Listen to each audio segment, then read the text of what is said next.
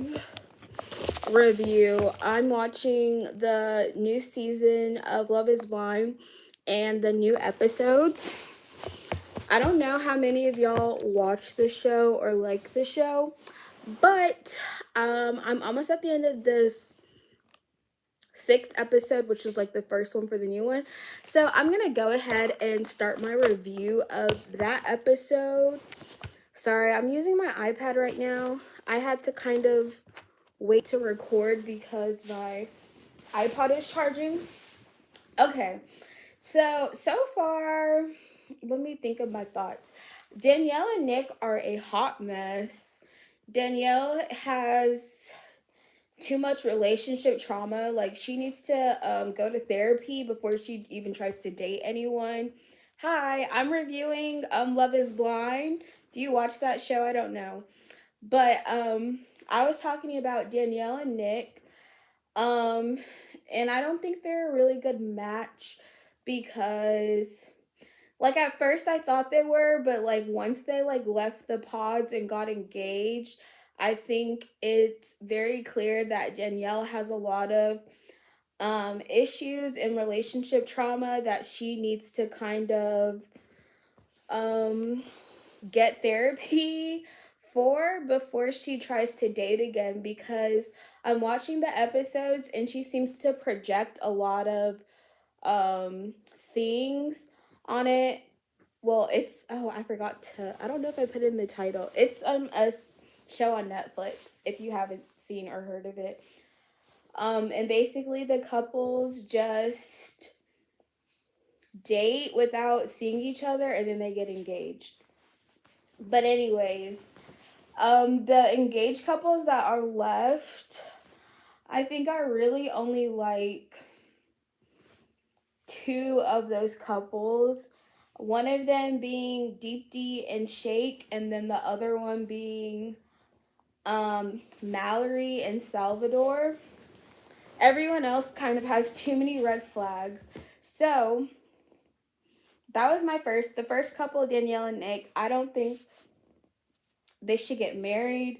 I think Danielle has a lot of issues she needs to work on before she should get into any sort of serious relationship, because it's not healthy that she continues to project issues onto Nick where there aren't any, when it's really like a her problem where she sees things as always being an issue when there really isn't one.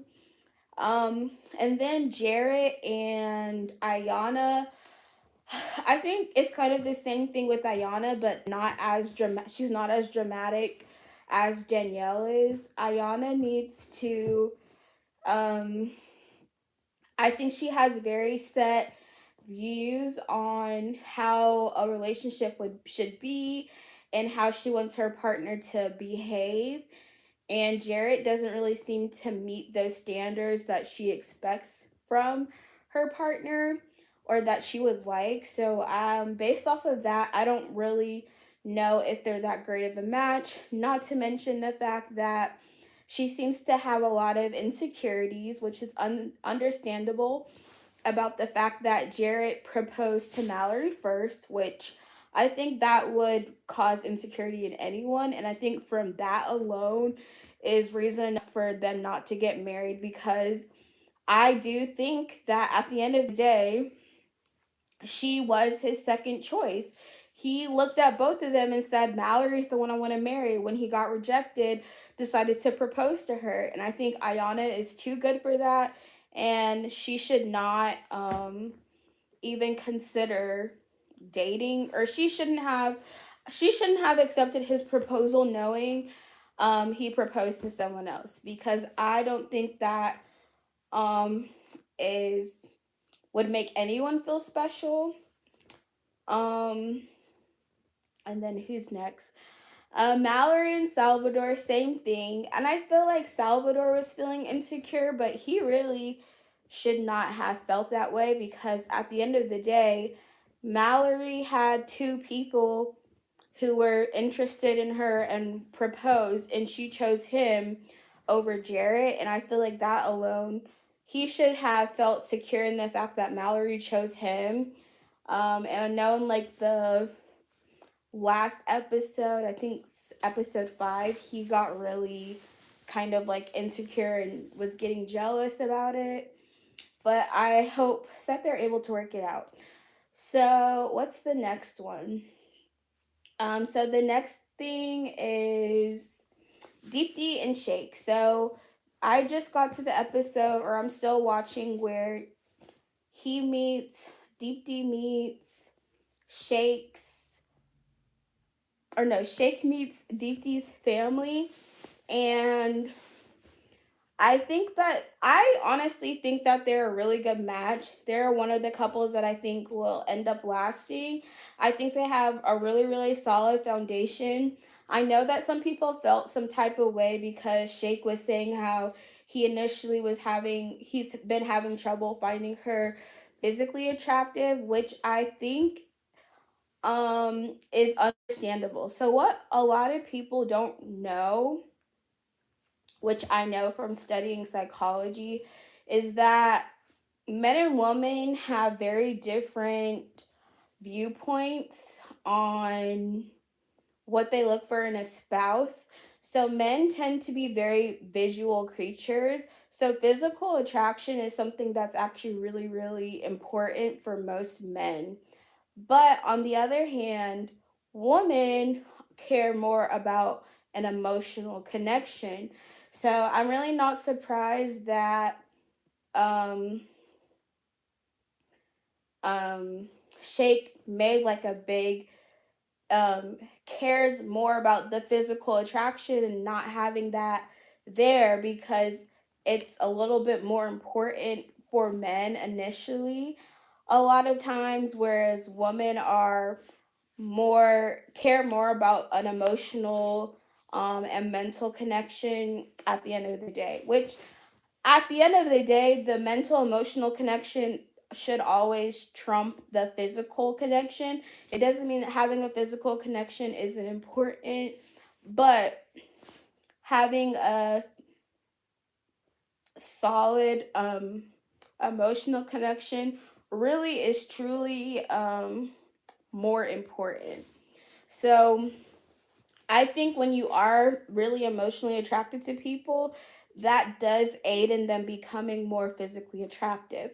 But like I said, it's a lot easier for women because we're kind of conditioned to look more for the emotional connection versus men who primarily focus first on that physical connection or attractiveness.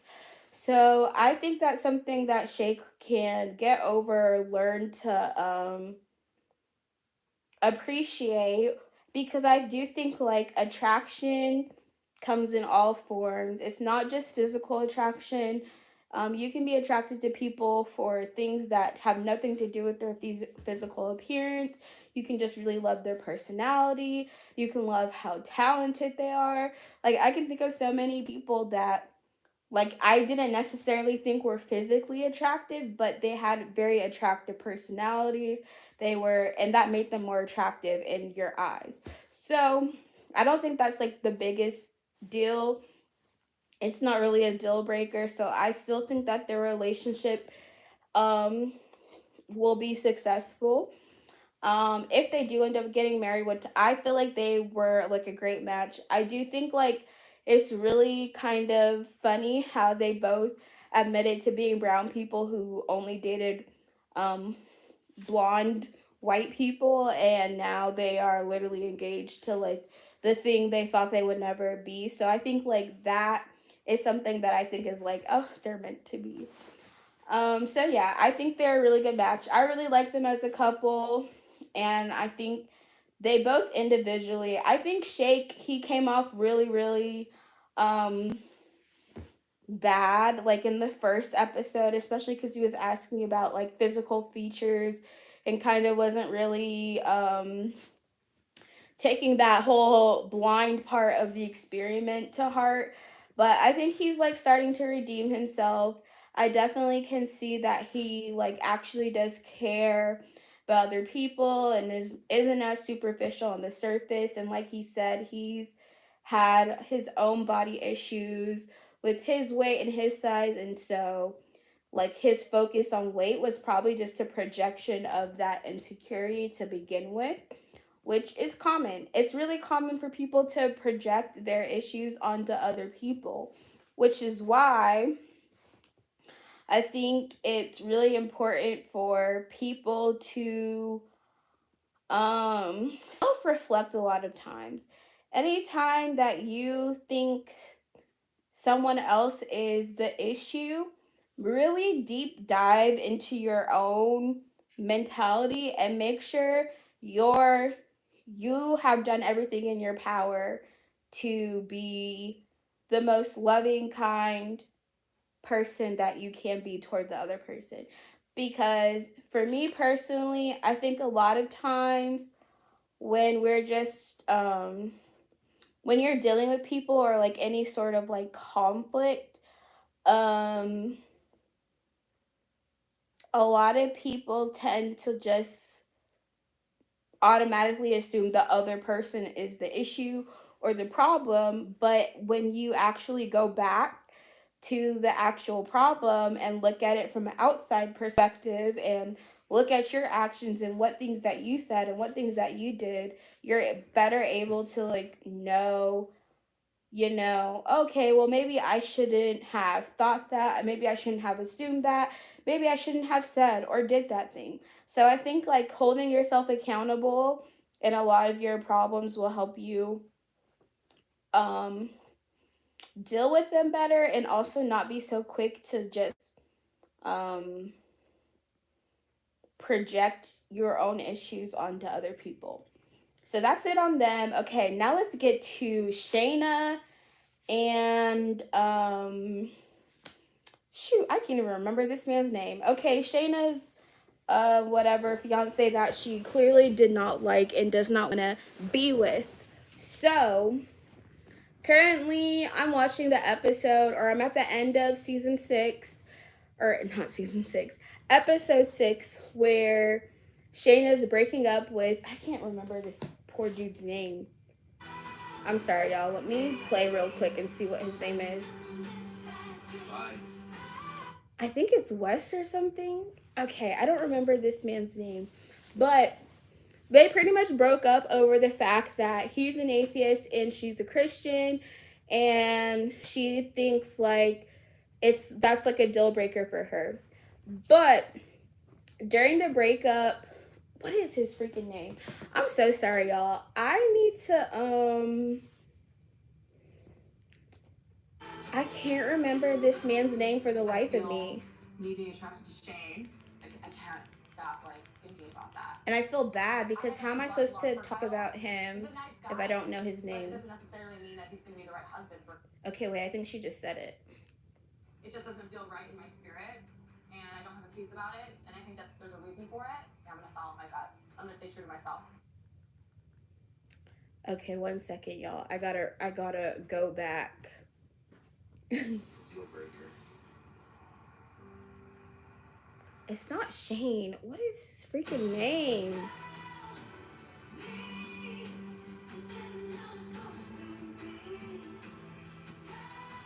All right, I gotta put subtitles.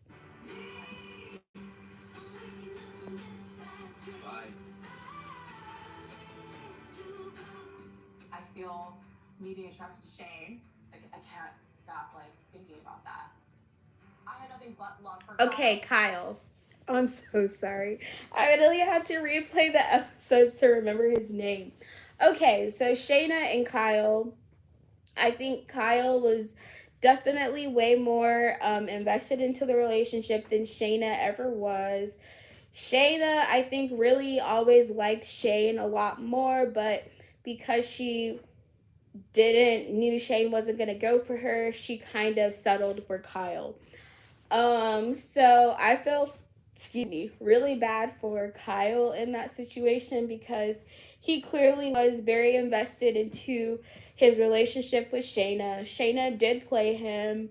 She did what's it called? She kind of what's that word?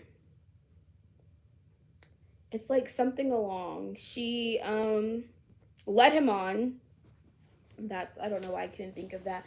She did lead him on a lot. She knew she was having doubts about him, the relationship, and whether or not they would last. So let me get to what actually happened in episode 6, though. So Kyle made some really good points about how her bringing up this deal breaker to him now was really unfair, and I 100% agree with that, because for her to be like, this is a really big deal breaker for me, breaker for her, like them having different faiths and her wanting a man who shared her beliefs, that should have been something that she discussed with him in the pods. If it was really that big of a deal for you, wouldn't you make sure that that's something you asked, that's something you made sure you had that connection on before you ever got engaged to anyone? So I think that she was very, very shady for that one. I think that she kind of is using that as an excuse, because I know for me, I am a Christian and that is something that's really important for me. But because it's important for me, that's something that I would already have asked people in the pods before I ever even got engaged to them. So what we saw her discussing in the pods was her sex life and all of this other stuff. So I'm like, if it was that important to you, I 100% agree with Kyle. That should have been something that she addressed in the pods with him. They had all this time to discuss those things, and for her to wait until after they've already been engaged, already did like the honeymoon vacation thing and came back to say like, oh well, this isn't gonna work out, this really is a deal breaker, that wasn't fair to him at all. And I think he's 100% right. I hope Kyle finds someone who truly appreciates him and accepts him. I honestly do think, though, it is hard to date people. Well, it really does depend on how strong your faith actually is as a person, because I think for someone who's truly, truly like strong in their beliefs and in their morals, that would be a deal breaker. But people who are kind of just like, not that like devoted to it or don't really see it as that big of an issue, like they wouldn't necessarily make it a thing. But I think at the end of the day, it's, you do kind of have to share similar beliefs and morals to be in a relationship with someone, especially long term, because that would be an issue in the future, you know? If her believing in God truly is. So basically, what I'm saying, like, I believe it is a legitimate deal breaker for someone who truly, truly believes in God and is really serious about their faith in God. That's a legitimate deal breaker to have. So I'm not saying that she's wrong for having the deal breaker. I think she's wrong for waiting. Well, one, not mentioning to him in the pods and making it very well known that that was a big part of her identity as a person, and for also stringing him along, leading him on, making him feel like, oh well, I can still be with someone if we don't have that in common, when, and then turning around and saying, oh, this is actually really important to me. So to me, that means she's like wishy-washy anyways, which is not a good trait to have. So they were doomed from the beginning. Now let's get into the second part of why I don't like Shayna. So again, she strung Kyle along the whole time anyways, and then now she's trying to pursue Shane. I haven't even gotten into Shane and what's her face?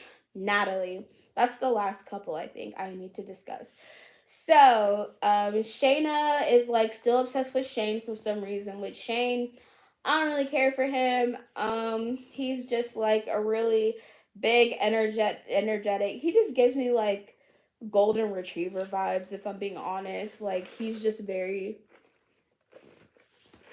very extroverted, all of that. whatever. So I don't really know. So let's get into Shane and Natalie's relationship.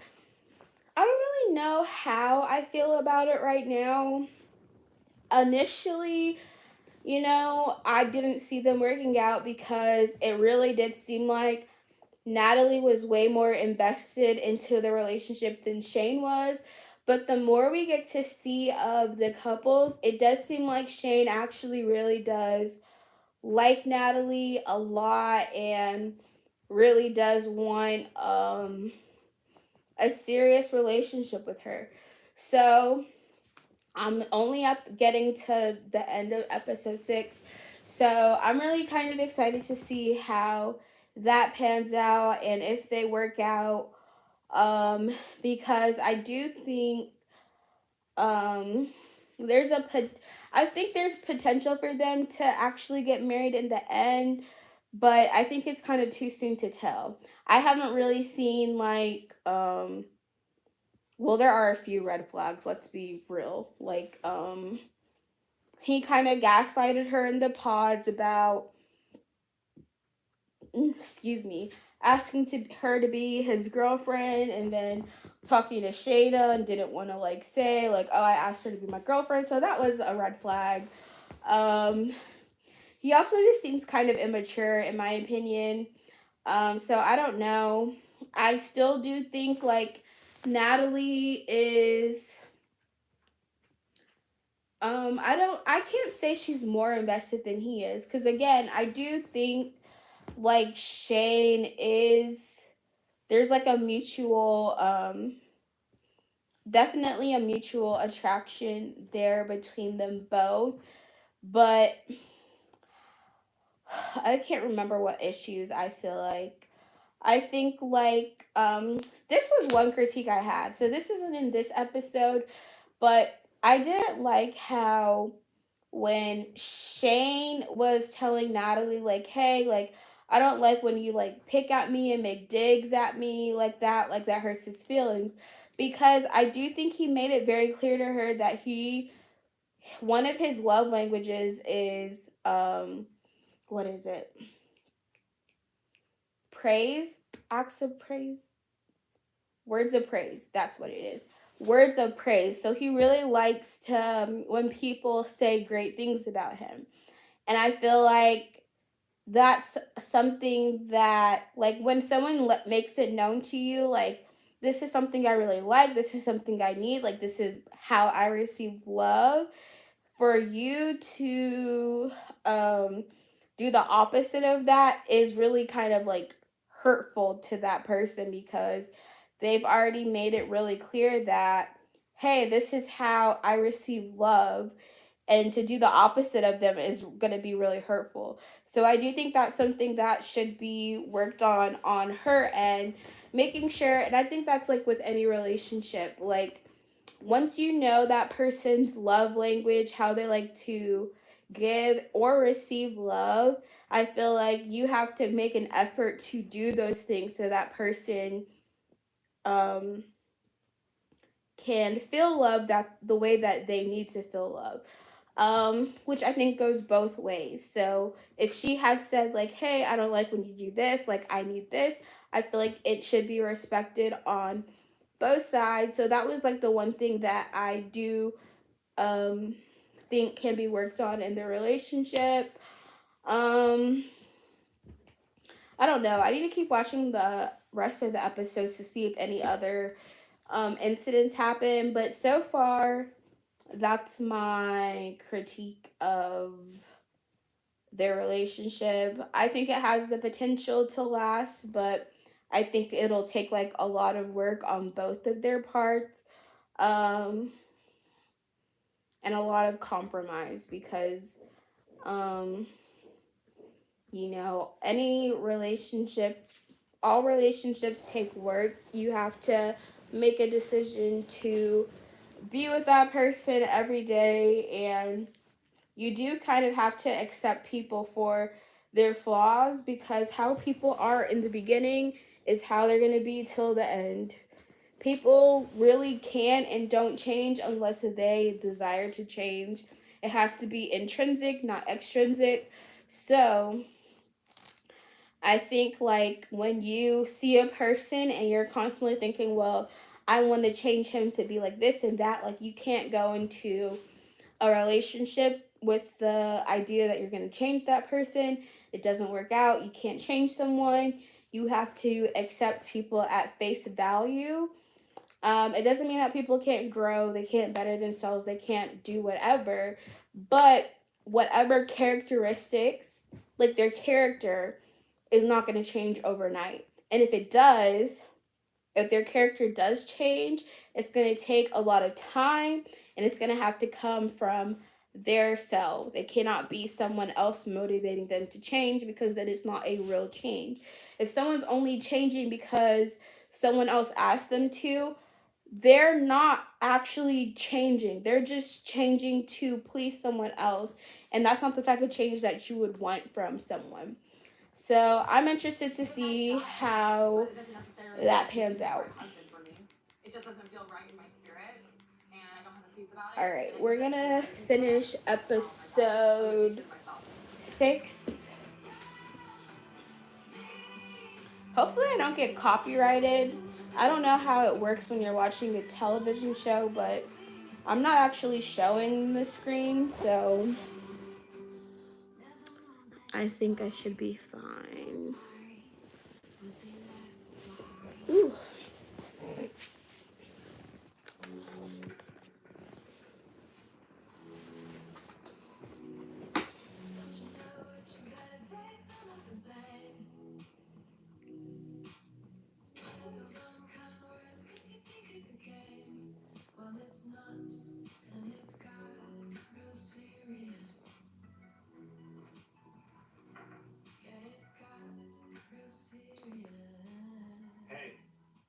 Oh, I need some chopstick.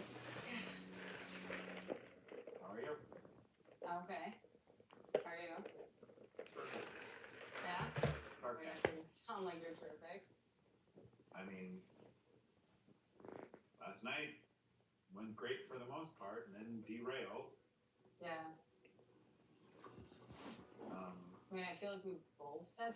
Okay, so it's back to Danielle and Nick, and basically what happened, they got in like an argument after Nick met Danielle's family, and basically she was like, I don't understand.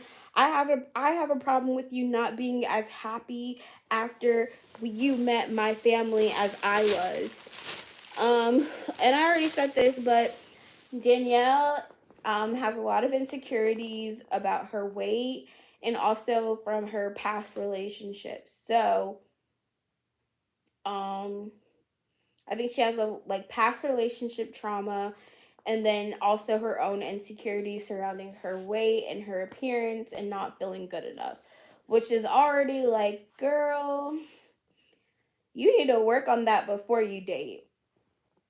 Like that needs to be something like I feel like when people date and they're not when they're insecure, they don't you're not going to attract the you're not necessarily going to attract the best person because unfortunately there are a lot of men who feed off of insecure women, especially abusive men who use that against women. And so that's why when you are insecure, you tend to attract a lot of narcissistic men. And narcissistic people in relationships um, are gonna go after the women who are insecure because they're easier to manipulate and walk over. And as someone who's a narcissist, that's like a much easier target than a woman who's secure in herself and knows her worth and knows her value. She's not gonna put up with, you know, that you trying to manipulate her or the situation. So I'm not saying like Nick is a narcissist. I don't really know that much about him to determine that factor, but I do know that Danielle is insecure and has suffered from some relationship trauma. So basically, they got into like this really petty argument.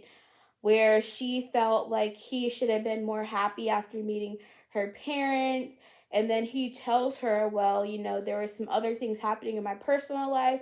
It wasn't that I wasn't happy, it was just that was dealing with these things, and that was kind of like a distraction from that, which is like a fair thing to say.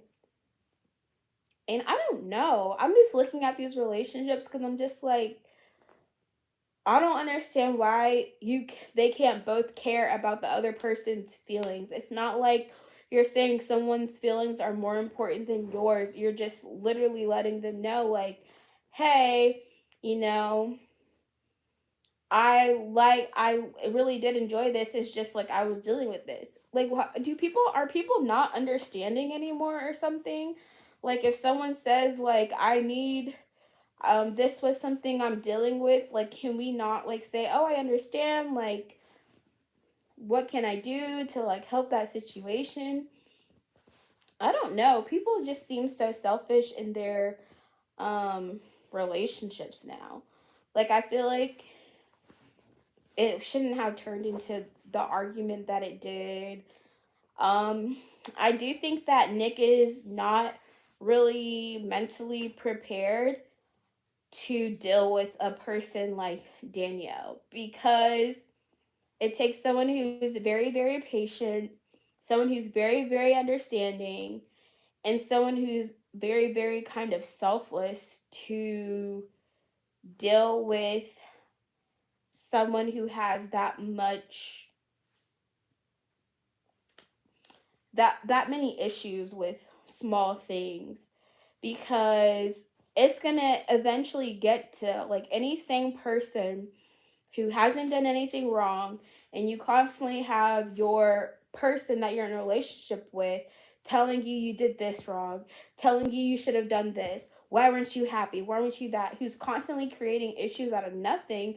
That's gonna hurt that relationship. So that's why it's really important that people don't get into relationships until they've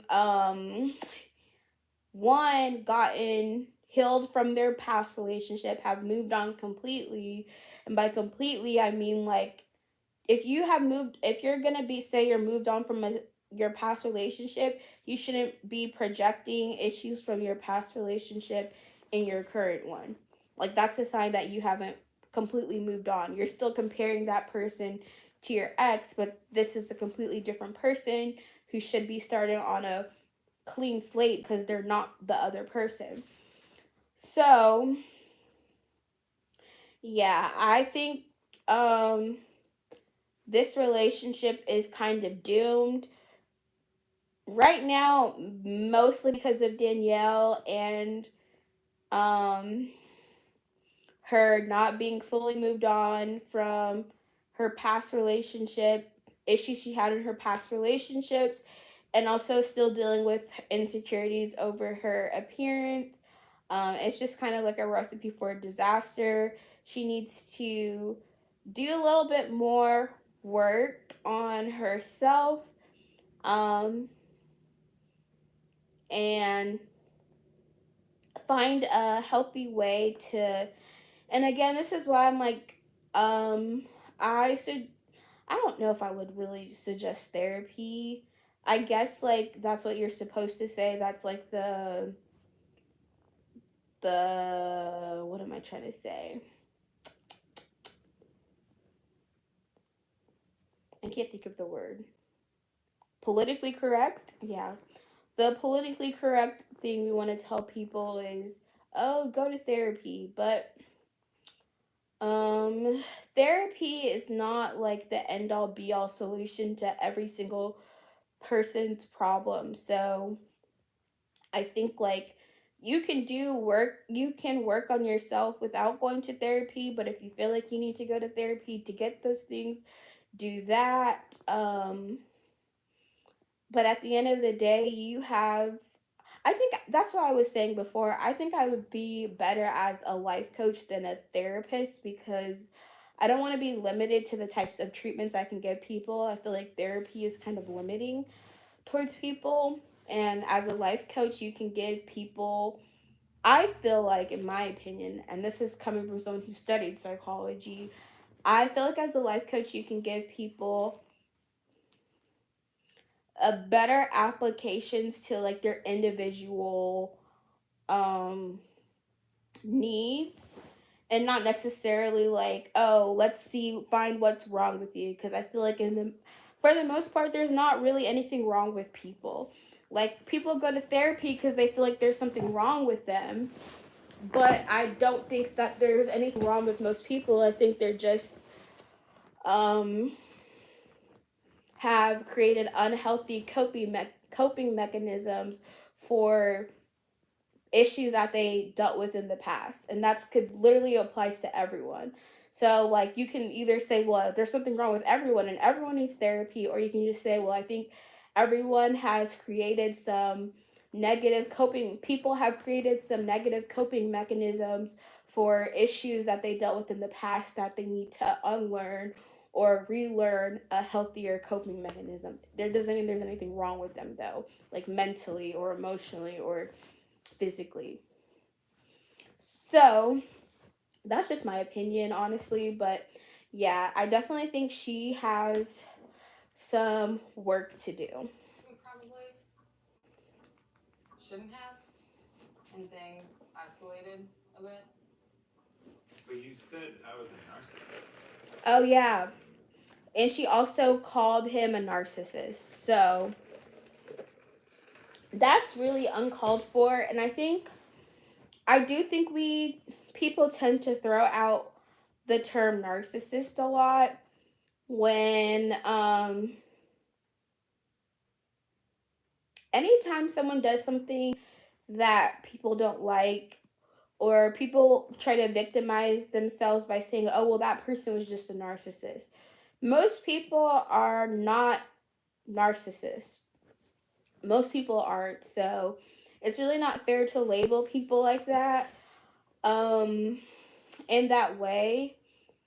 So she was definitely wrong for calling him The world revolved around me. a narcissist. And this is why I don't like to just get into these intense arguments without having time to like reflect and like control what I'm going to say, because it wasn't meant as an attack on you. It was meant to say, like, I had things going on that day that I didn't tell you because I didn't want to take away from that day, but it bubbled up. But how can I not act like the world revolved around me, or when that's the most important thing in our relationship was you meeting my family, and you knew that from like when we were in the pods. Like, that's why I interpret it as you not caring. Meeting your family was really important to me. And not just because it was important to you, but because I want them to think of me as family. And that's so important to me and the person that I'm with, because of I don't always feel a part of my family. I don't always feel integrated into my family. I sometimes literally think that like they forget I exist. That is important to me. It was important to me. And I'm sorry that in that moment I let something else interrupt my focus and my train of thought. I wish I could take it back. I wish I didn't say that the world revolved around forever. That just made me think of something, or watching this. I feel like she doesn't apologize a lot. Like, I've heard Nick apologize to her so many times over like little things that um he said that hurt her feelings, but I haven't really heard her take ownership or apologize to him a lot about the things that she said that could have hurt him effectively. So that's not a good thing to have in a relationship, where someone is constantly apologizing for things and then the other person is constantly the victim. So and doesn't take accountability for their actions or their no, this is a better filter. Doesn't take accountability for the things that they said or did, and isn't willing to apologize.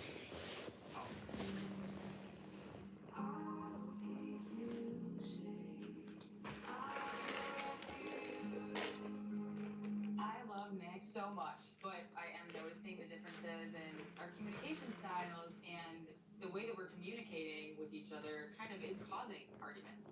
And that's scary. And if we can't kind of fix this simple communication error like between us, we're not going to be ready to get married.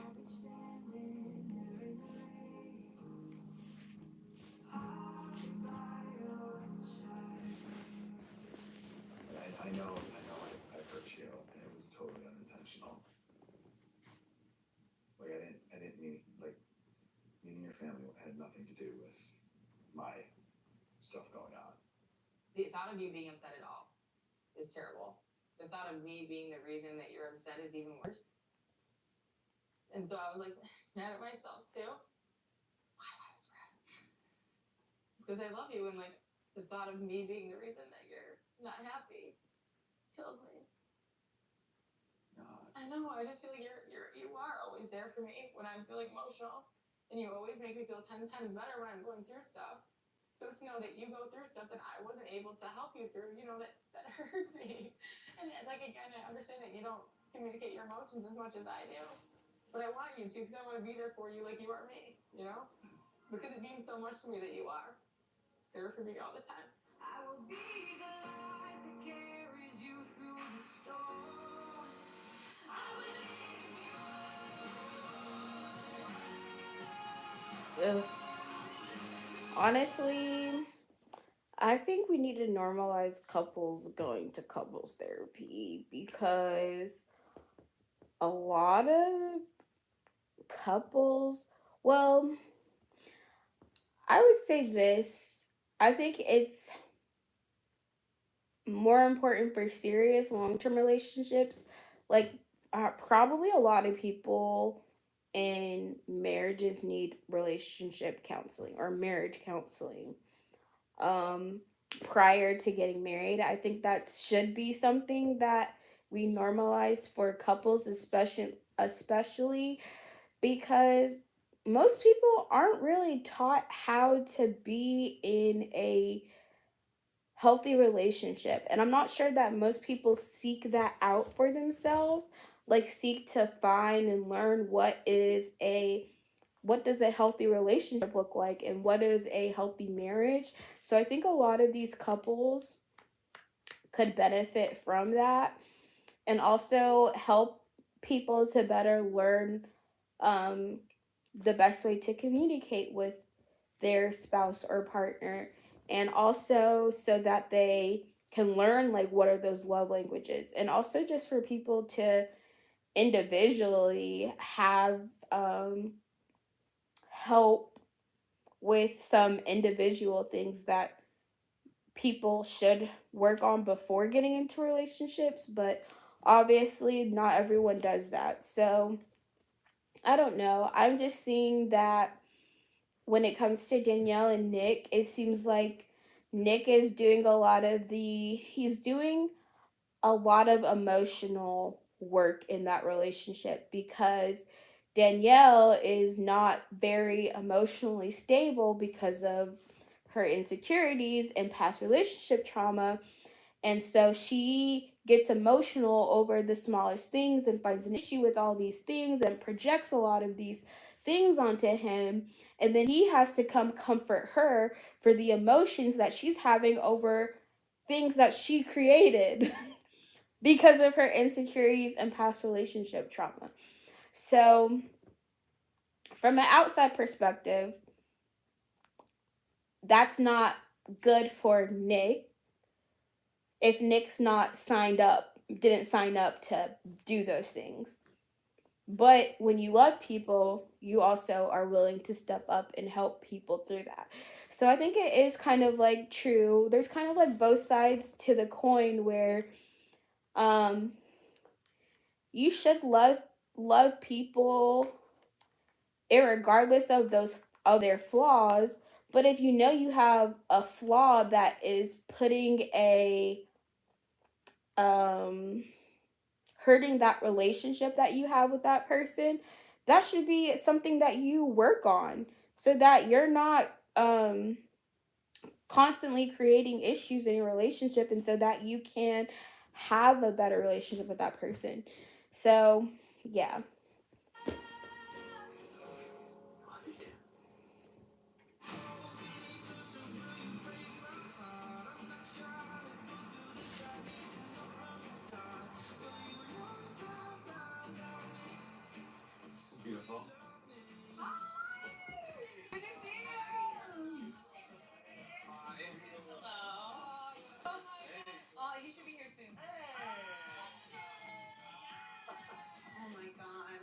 since everybody's back home in Chicago, like I definitely wanted to have all of the other couples hang out. I see the other people from the pods who didn't get engaged. I just wanted to put a face to some of the voices, and I appreciate the friendships that we built.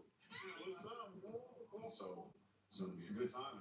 It's so weird to see everyone actually without like a wall between us. I love seeing everyone together. To think that I was dating 14 other guys just like a month ago. So weird. I was saying that this morning to him. I was like, dude, imagine we had matched with anybody else. Like, this would not have gone as well.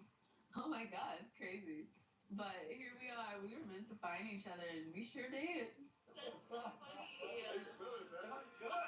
Steve, it's so weird seeing you in real life. Really? Yeah. Because you hear about me in the pods and everything, and then you're like, Well, oh, I this heard is your voice, and so it's so weird to like actually see you in person. Oh my God! Oh shit! Hello. Oh, you finally got your hat. Yesterday, Shayna called me, and we were just essentially having girls talk, and she was just like checking in on how Shayna and I were doing, and I was saying, we're doing really well, and essentially she was like, I have someone to hook you up with if things don't work out with Shane. But like, What? that was such a weird comment. I'm not sure like why Shayna's trying to cause drama for us. Wait. So apparently Shayna called Natalie to tell her, well, if things don't work out with you and Shane, I have someone I can hook you up with. That's messed up. Shayna is messy. And I'm not even gonna get into the whole her being a Christian thing and the way that she behaves. Again, we all have our flaws that we have to work on, but yeah, she has a lot of internal work that she needs to do before she tries to put other people down. Just saying. Like who? Ugh, I don't know. what? Why can't I look at you? Because your eyes say so much more than the words you say. Yeah, they do. See? What's it like living together for you two? I think Shayna's she's not very like a likable person on the show, which I'd want to say is Talking so much all the time. What do you guys talk about? I don't know if it's scripted because no one forces these people to act like this. No one can force you to pretend to be someone that you're not. So I feel like how you get portrayed on reality TV has to do with says a lot about you because most people aren't putting on a character. And if they are, that says something about them too, that they're not being authentic. Oh yeah. Shayna, I put you as my pod bestie. Doesn't even come to say hi. Hey. And I'm like, Jake's getting a hug before me. I don't want to interrupt you. You guys are so busy. That's crazy. Okay, well, just ignore me. I'm right here. Just ignore me. Oh my God. Natalie is No, I'm not. nuts. It's like trying to talk to Shane. She wouldn't go away. Oh, she's insecure as fuck right now. No, Shane was my number one. I like Shane a lot. There's so much to unpack. I know. I took backseat to Natalie because Natalie was very loud that he was in love with her. But Shane was clearly into Natalie too, but she didn't know how I felt. Again, because I was taking a backseat. So I said, I was like, you know what? I'm not own it. I go, I had to let you know and get it off my chest. I did have feelings for you. Yeah. I did. What I'm about so after sorry to seeing say. him? Is this the first time we've seen him? But yeah. Oh, wait. My thing was, okay, like, we had deep conversations. We all want to know what they talk about. What do you guys, like, what do they talk about? I want to know. Yeah. What do they talk about? I was asking, and she was staring at him like she was gonna cut his throat if he actually told me. Really? Yeah. They're coming out, they're holding hands. It's so It fucking was awkward. so insane. I know that Shane and Shayna definitely had a relationship in the pods, and so I think Natalie could be a little threatened by Shayna, especially since she confessed that she had feelings to Shane right before Oof, Shane was y'all gonna really propose have to Natalie. pee. So I can't wait to see what happens with that one. I'd buy it on pay-per-view. I'll be back. I definitely feel I've lost something that I could have had with Shane. As I'm watching the other couples go through their process of planning their weddings and getting ready to spend the rest of their lives with each other, and it's an exciting time. And it does suck because I could have been doing that right now with Shane. And because I didn't follow my gut and I didn't stay true to myself, I'm suffering.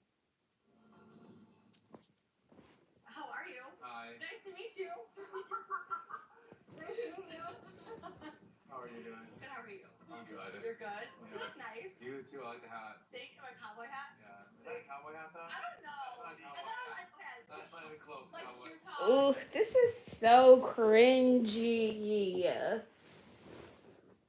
Ugh, Shayna, you know,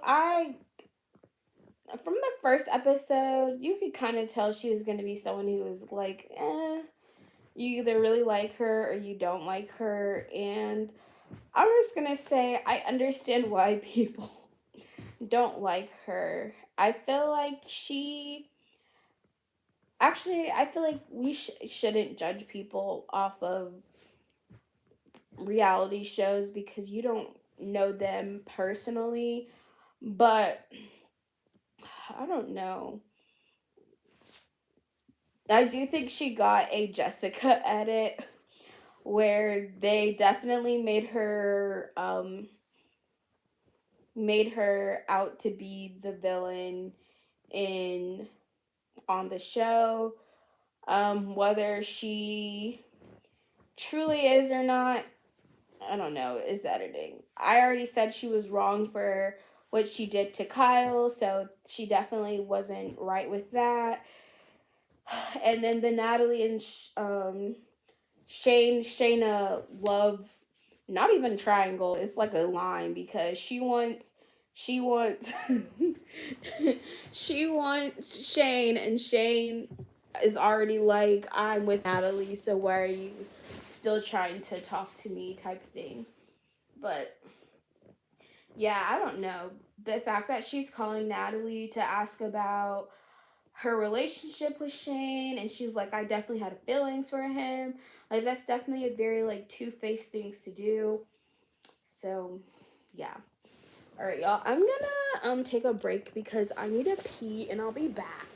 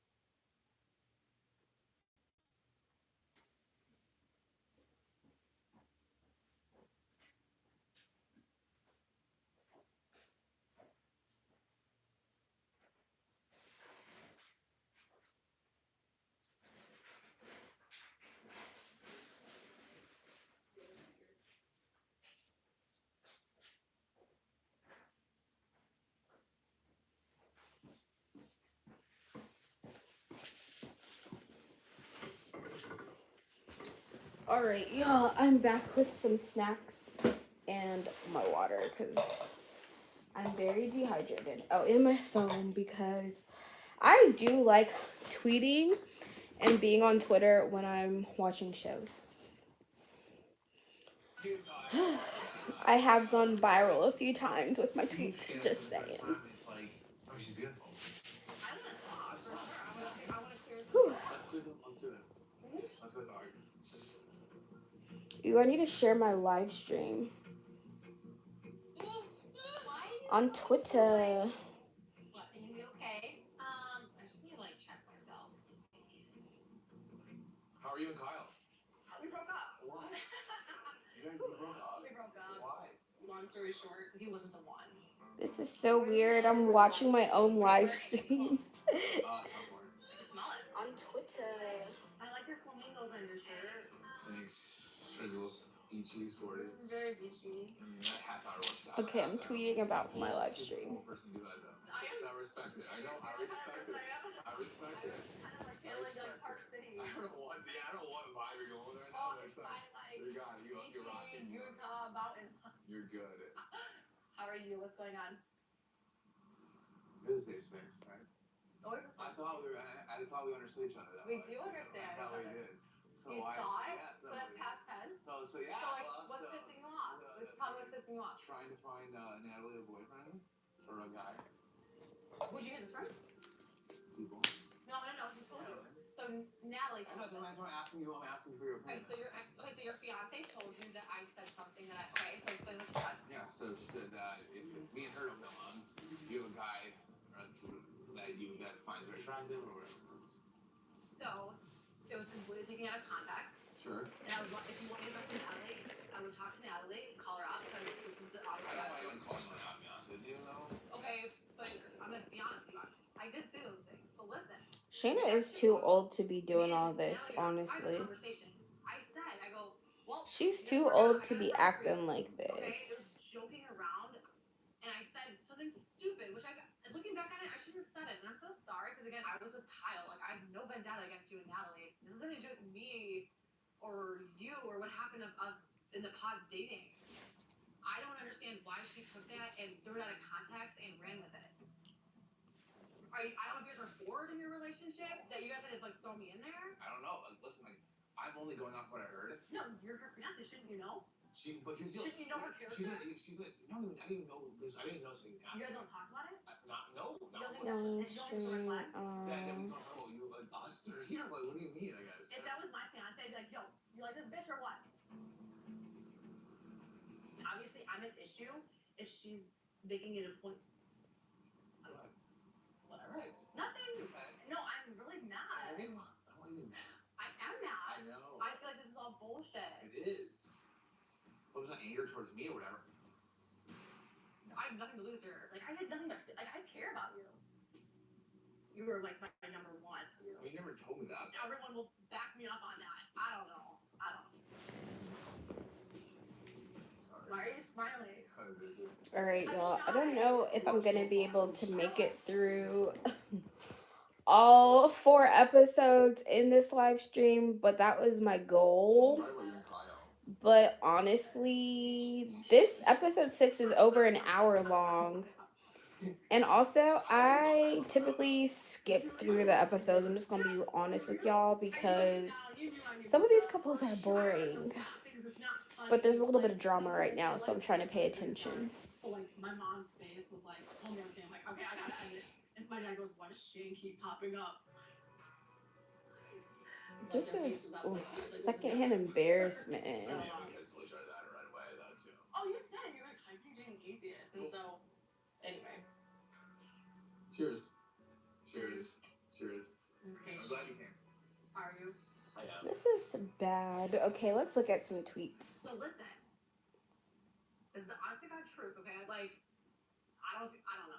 I could say some things that I'm not gonna say anything. Why don't you want to say it? You didn't say you have nothing to lose. Why not say it then? I want nothing but the best for you. I have nothing but love for you. Lol, okay? y'all, I don't this want you tweet. hurt, that I care about you, and I don't want to put you guys. I don't know if y'all can in see your that. guys' relationship in that light. Now you give the quotes. What's going on here? LOL. But you were all gung ho about talking now. Now you don't want to talk. feel like I'm being portrayed as a certain like villain in your guys' relationship. Your guys' Oh my fucking fake gosh. ass relationship. No, I don't Y'all, understand the fake ass honestly, relationship. if you are ever watching a show, the best way to watch it is to be watching it and then be on Twitter during the commercials. That's what keeps me entertained because people be tweeting the funniest thing. And I feel like Twitter was literally made for people to tweet things in the moment. That is one thing I miss about live TV because on Netflix, like people can watch the episodes at different times. So you have people like tweeting about it at different times. Like someone might be on the first episode, someone might be at the end. So you kind of have to like, you might get some spoilers. Well, I feel like you can do that with any show. But like shows like The Bachelor or like I don't know, any of those other types of reality shows like Big Brother, things like that. It's so fun to um watch them like as they're premiering because that's when like it's really fun to interact with like the tweets and everything. So It is such a I big feel like deal. that's what's I'm missing sorry from for saying this. and again, like I'm just being real. Why would you think that? Here's your okay. I'll say this in his face. Ooh, also I have my Not a villain. white cheddar Cheez-Its, aka the best Cheez-Its out there. I ate some ribs earlier, so I'm not that hungry, but I feel like you can always snack. Okay, we're finally on episode 7, y'all. It took me, well, yeah, the episode was an hour long, but I was talking a lot, not gonna lie.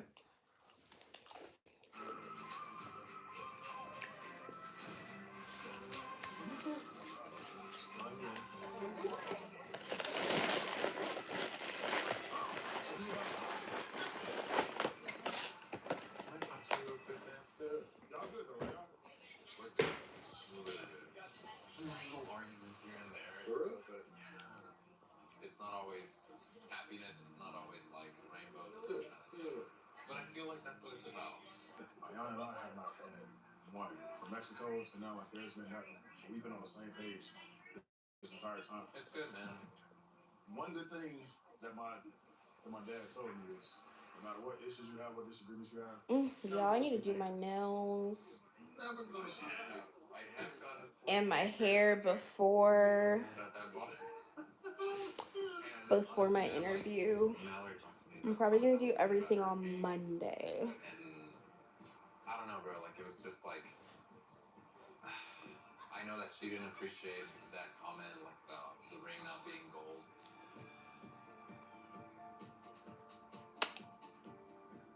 I mean, I said it jokingly because I knew that she wanted to go Ooh. there. But, I wasn't trying to throw shade at her. Like, how I am. I joke all the time. It was nothing. I was like, what? See, So Salvador is talking to Jarrett right now about the comment he made on her ring. Let him know like that wasn't cool with him. And Jarrett's just being like, oh, it was like joking, blah blah blah. Anybody would have been fucking lucky to end up with you. And if you're happy, she's happy. I'm happy for you. I'm happy for the both of you. I don't know. I just wanted to clear the air. I mean, it was just a misunderstanding. I found my person and I'm happy with my person. So everything else is just out the window. I have no feelings for anyone else here outside of Ayana. Oh, now Jarrett's like, oh, I'm here for Ayana now. Everything seems good. A little too good. I don't know. Cheers, bro. I mean, okay. I'm gonna pause real quick. So, one thing I will say. So, in the real world, which I know Love is Blind is like the real world, but it's also television. Like, okay, so say Jarrett was engaged to someone before, and that person had proposed to someone before, and that person said no. Like, he still would have to date someone else after that. I'm trying to make excuses, kind of. But basically, I'm just saying, like, in the real world, like, there's people who have proposed to people before they get married to someone else. So I'm like, it's not like the worst thing in the world that he proposed to someone else and was rejected, but in like actual in real world that wouldn't be like the biggest issue. I think all of the things Ayana feels would probably still be there in the real world. Say if she found out like, oh, like you proposed to someone else and that didn't work out. But if that didn't work out, then that means that relationship wasn't the right relationship for him to begin with. Because for any two people to be in a relationship, they have to, be mutually agreed that that's the relationship they want to be in. So I'm trying to have like take a different perspective on it because I do think people get so caught up in the reality television part of it where obviously this is not an experiment that most of us are going to find ourselves in the real world. So it does seem more extreme on the show that he could propose to someone and then propose to someone else. It sounds really bad, but if it had happened on like the natural timeline of how everyday life, it wouldn't be considered like that crazy. I mean, because Mans did get rejected, but I feel like he was also torn between them both the entire time. So I think he was kind of he was set on Mallory, and then when Mallory said no, he was like, well, that wasn't the person. So it sucks either way though for Ayana because she not doesn't go into that relationship feeling like she was his first choice, even though he did still really like her, but he at one point chose someone else before her. So yeah, that can't feel good. Y'all, I was trying to give Jared some credit because now he's out here talking about some Ayana's the only person I have feelings for here. Anything that happened in the past that's done, that's over with. I'm like, great, cool. Like, that's good now.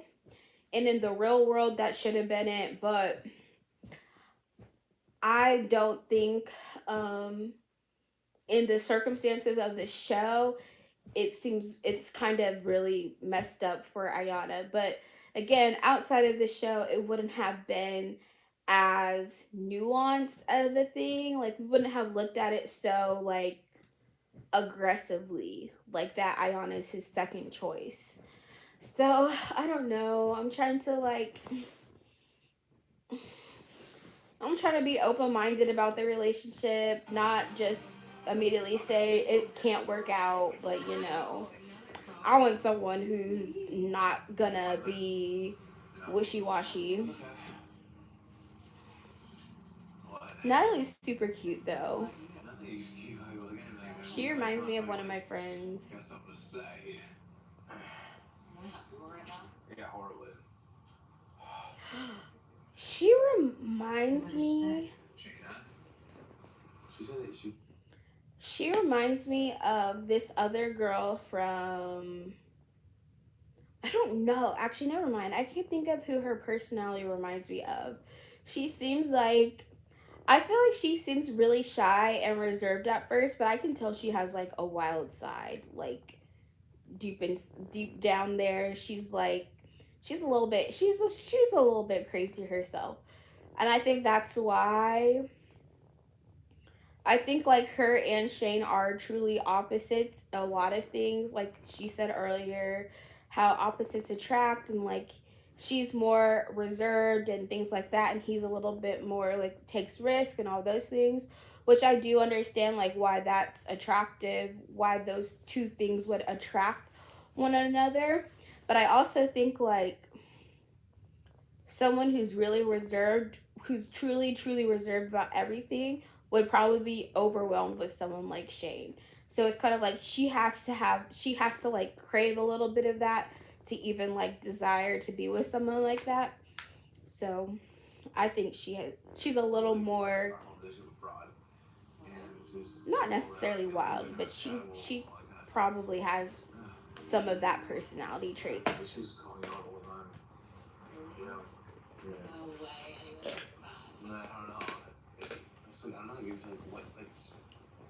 else today. I don't know. I'm watching you guys. I don't know. I'm asking you that question. It's like, I just don't know. I know I'm not calling you about it. I'm just wondering why she would say that. I mean, it's like. I've never talked to her about us, but only that we're really good. So It would be crazy. we were a fraud couple. Do you think we're a fraud couple? No, do you? No. I mean, like, they can call me whatever they want, but no. Well, I love you. Candidly, I don't think she has something strong with Kyle, and so I think it's hard for her to think like Shane and I could have something strong. You know, in the pods, it was just Shane and I. We didn't have to worry about other people impacting our relationship. Like, you know, other guys or girls like DMing us or like, you know, trying to hit on us. I'm not nervous that my wedding's in 2 weeks. I know that I'll absolutely marry him. I love who he is, and I know I want to be with who he is for the rest of my life. Should we make sweet, sweet love on the beach right now? Should we make babies or anything? Yeah. Aww. Oh no, sometimes I think Natalie and Shane are really cute, and other times I'm like, ugh. But again, if they're happy in their relationships, that's really what matters. Like, I feel like sometimes people can judge other people's relationships so harshly. But at the end of the day, that's their relationship. They made the choice to be with that person, and that's, you know, has nothing to do with like what you would tolerate in your own personal relationship.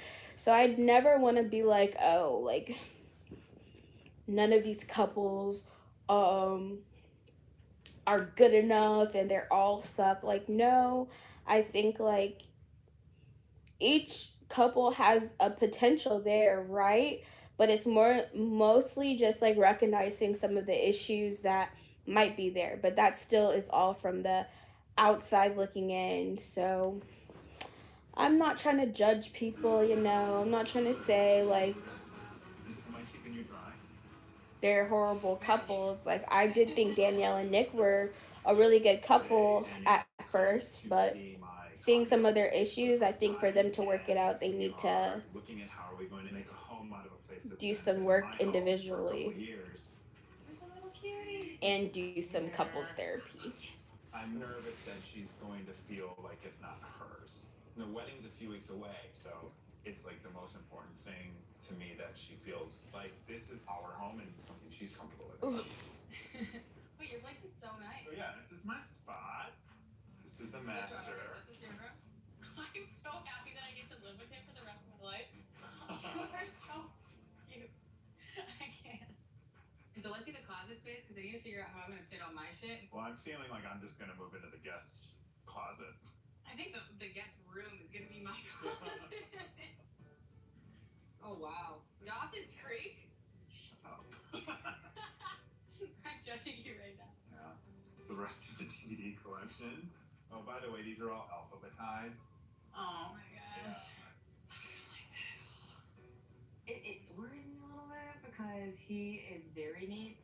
They get unalphabetized, it becomes, So now I know how to piss you off. yeah. And I'm kind of a messy person, and I'm scared that it could be an issue. Could you see yourself living here? If we could figure out a way to put my clothes, you'll find out. So you're worried about the clothes? Is that the only I thing? have a lot of stuff. I'd have my video games that I would have to bring. What are we gonna do with those? That's where I'm like, no, rock band stuff's gotta have some place to go. It's 100% coming here with me. But where do we store, like a closet? I kind of like mine out. For easy No, you access. Oh, what's just wait till you get to my apartment? It's all out. Really? I put it all out. You would just have it out? I do have it out. But like, can we like put it in that bin? A drum set? You can't just have it out. We're not 15.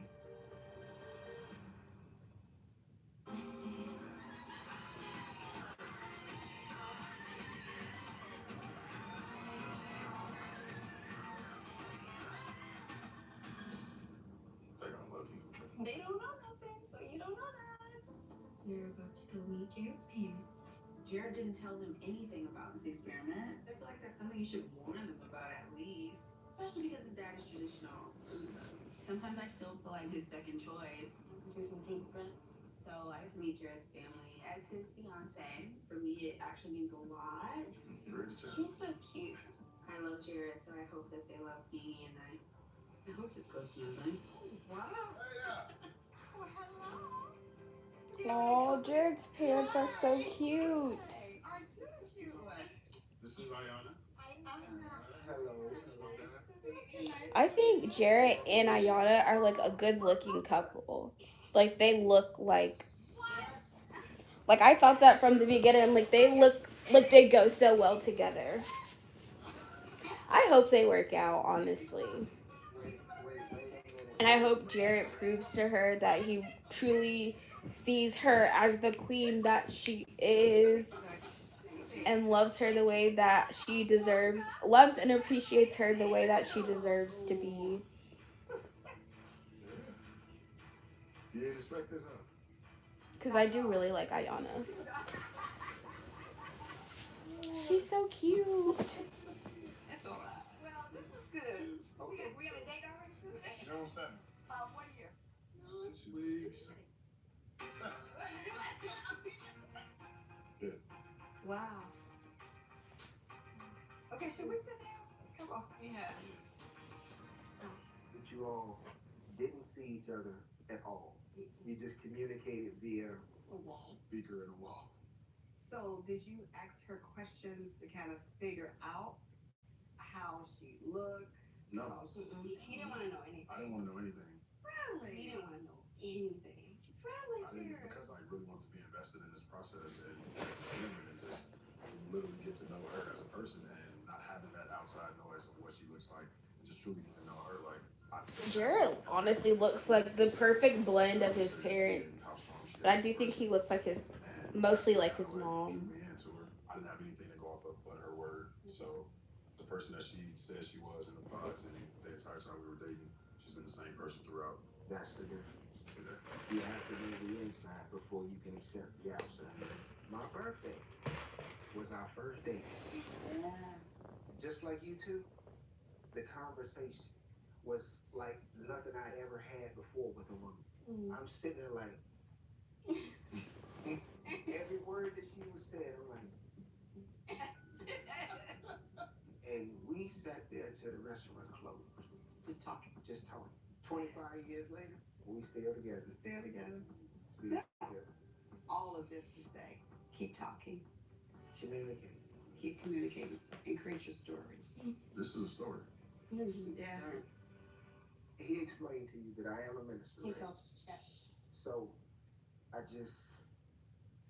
it would mean the world to me to be able to perform you guys' ceremony. I mean, that right there to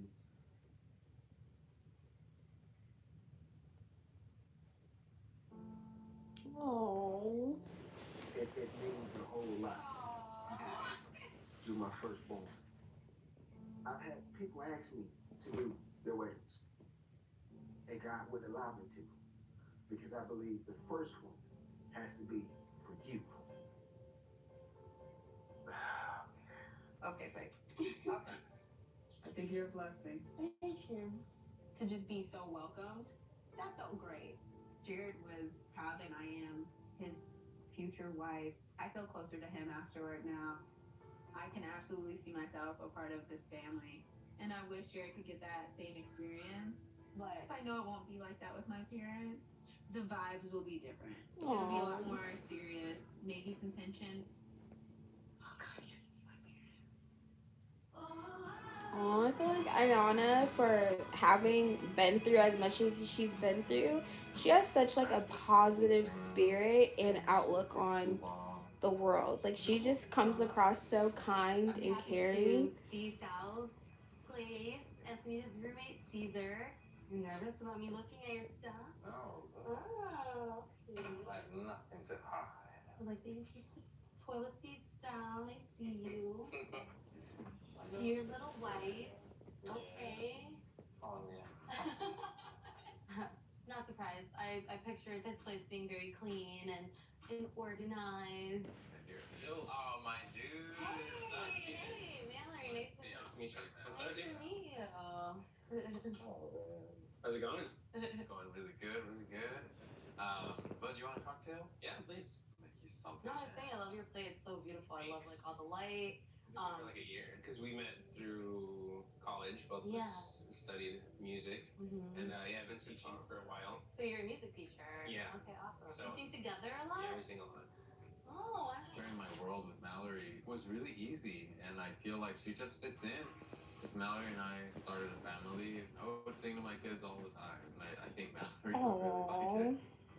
There'd be like, I don't know, a little group of mariachis or something. Mallory and Salvador are very cute. I think they're a good match. Like I honestly think it turned out how it was supposed to. Like her and Salvador make more sense than her and Jarrett would, in my opinion.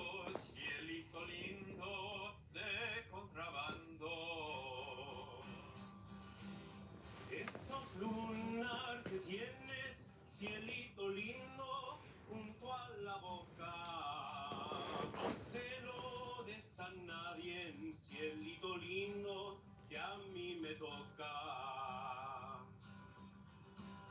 Ay, ay, ay, ay, canta y no llores, porque cantando se alegran, cielito lindo, los corazones. All right, y'all. When other people sing, I feel like I grew up singing in like church and stuff, but I grew up around like amazing singers, like people who had like very very beautiful voices. And so I think like my standards for when people sing are like a little bit higher than average, or are higher than average, I shouldn't say a little bit, because of that, because I grew up singing around really really talented people. So it's always so funny to me You guys are so good. when people react to people singing, and I'm like, oh, like they're decent singers. But it takes a lot to impress me. It takes a lot for someone to impress me when they sing because of that. Because I was just like, they set my standard.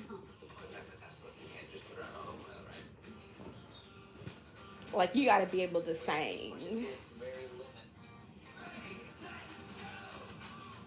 Oh my god. I want to talk to my sister about that. I'm like, I wonder if their standards for singing are high because of grow up singing around really, really talented singers. My place definitely makes things a little bit more real. This is where we'll be living together as husband and wife. Guys. Okay. Bobby! Hi. 1 second. I'm watching the new episodes of Love is Blind. Oh wait, I'm watching it right now. What episode are you on? Wait. Did you share something with me? Did I? I don't think so. It says shared with you when friends share TV shows and movies with you and messages. Their recommendations will appear in Apple TV app. No, because I don't need them in my messages. You know they're already tracking us. I'm recording a video of me reacting to Love is Blind. I'm on episode 7. Oh, I am not. Wait, am I? Wait. Oh, I'm on episode 8. Girl! I forgot what I was about to tell you. Oh yeah, so I was gonna ask you this. Do you feel like you have higher standards for when people say they can sing because we grew up singing around very talented people? Yes. Okay, I was just making sure. I wanted to prove my point to the people because I just said something about I was watching Salvador sing to Mallory. Yeah, I was just like, she was like so impressed by it, and I was just like, I feel like because we grew up singing around, I feel like it was sweet, but it wasn't. yeah, exactly. I was just like, I wasn't really that impressed, and she's over here all emotional. I'm about to say, yeah, I was sounds so harsh, but I think like it just we grew up singing around really good singers, so it just our standards are just a lot higher for us to be wowed by someone singing. I'm also just not impressed by like Mallory in general. So like anything that she likes, I don't because I don't like her. Okay, well people can hear your opinion, so share with them. Who do you like, Deep D and Shake? I think Or which couples do you think are gonna make it down the aisle? Deep T's too superficial, and he proved that in the pods. And You mean Shake? you know, like, or yeah, Shake, like, because like, oh, like, could I lift you up on my shoulders? Like, it was clear from the beginning that he was gonna be superficial, and like the fact that he's so. And not to say maybe it's not important, but he's just so hung up on the fact that like, oh, I'm just not physically attracted to her. And I'm like, So well, maybe it's because you're a dog. okay, So there's Tia, I'm gonna. This is what I said in my video because it's already like almost an hour and a half long. But basically, I was like, I still think, regardless of those things, I feel like they're a really good match for each other. I do think like they actually probably will end up getting married, but the I only don't think thing. they're gonna last. No, I think they will because they still have very similar values. So essentially, what I Not was because Shake's mom called him out on the fact that like he's he not that she good. did, but let me finish. I already watched a review of all the episodes, so I know what happens. I'm just watching them each episode now. But like men, I think one, he was projecting a lot of his own insecurities about his body on Deep D. So I think it has more to do with like his own insecurities than her actually, is why he struggles finding her physically attractive. But also, in general, men value physical appearance more in their partner than most women do because women tend to care more about an emotional connection, and men are very visual creatures who think a lot about how that person looks. So like I'm not surprised that he's like very hyper focused on the physical attractive aspect, but I still think at the end of the day, they're still gonna get married because they have a very strong emotional connection, and I feel like that I will mean, grow. That will I'm not eventually doubting them to grow. get married. Yeah, I'm just thinking like, I think an emotional connection will eventually grow into a physical attraction because all of these but arranged. who says it's gonna happen in the time that Deepti wants it to happen? I don't think Well, I don't think everyone. I'm not saying that's gonna happen, but I think his mama gonna knock some sense into him because she basically said like, or Shake. You keep calling Shake Deep D. I think his mom gonna knock some sense into him because she was like, I actually relate more to Deep D than you, Shake, because I've been there I meant before. Deepti when I said it. Like, she doesn't have to stay if she's not satisfied. Like, they Oh can no, get she's married. not, and she said that she wasn't gonna stay unless. Oh, but I think that happens in episode 9. But yeah, I definitely think like I think that they'll last, and I think eventually his that emotional physical attraction will come for him, but I think he is hyper focused on it because he's was projecting his own insecurities onto her. So, and then I think Mallory and Salvador are probably gonna get married. I'm still on the fence about Ayana and Jared and Natalie and I don't like. Shane. I don't like Shane. I don't like Nick or Danielle. Jared's Excuse man, you so and harsh. Natalie's. I feel like Natalie's just too sweet. Natalie is very sweet, but I also think she has like a wild side. I was saying that because I feel like she's like a little bit crazy. She's just really good at hiding it. I mean, she might be, and I don't disagree with that. But like, I still don't think she and Shane are compatible. I need to keep watching so I can like analyze their relationship. I think like at the end of the day, it's not my relationship, so it's not really not none of their issues are my problems like that.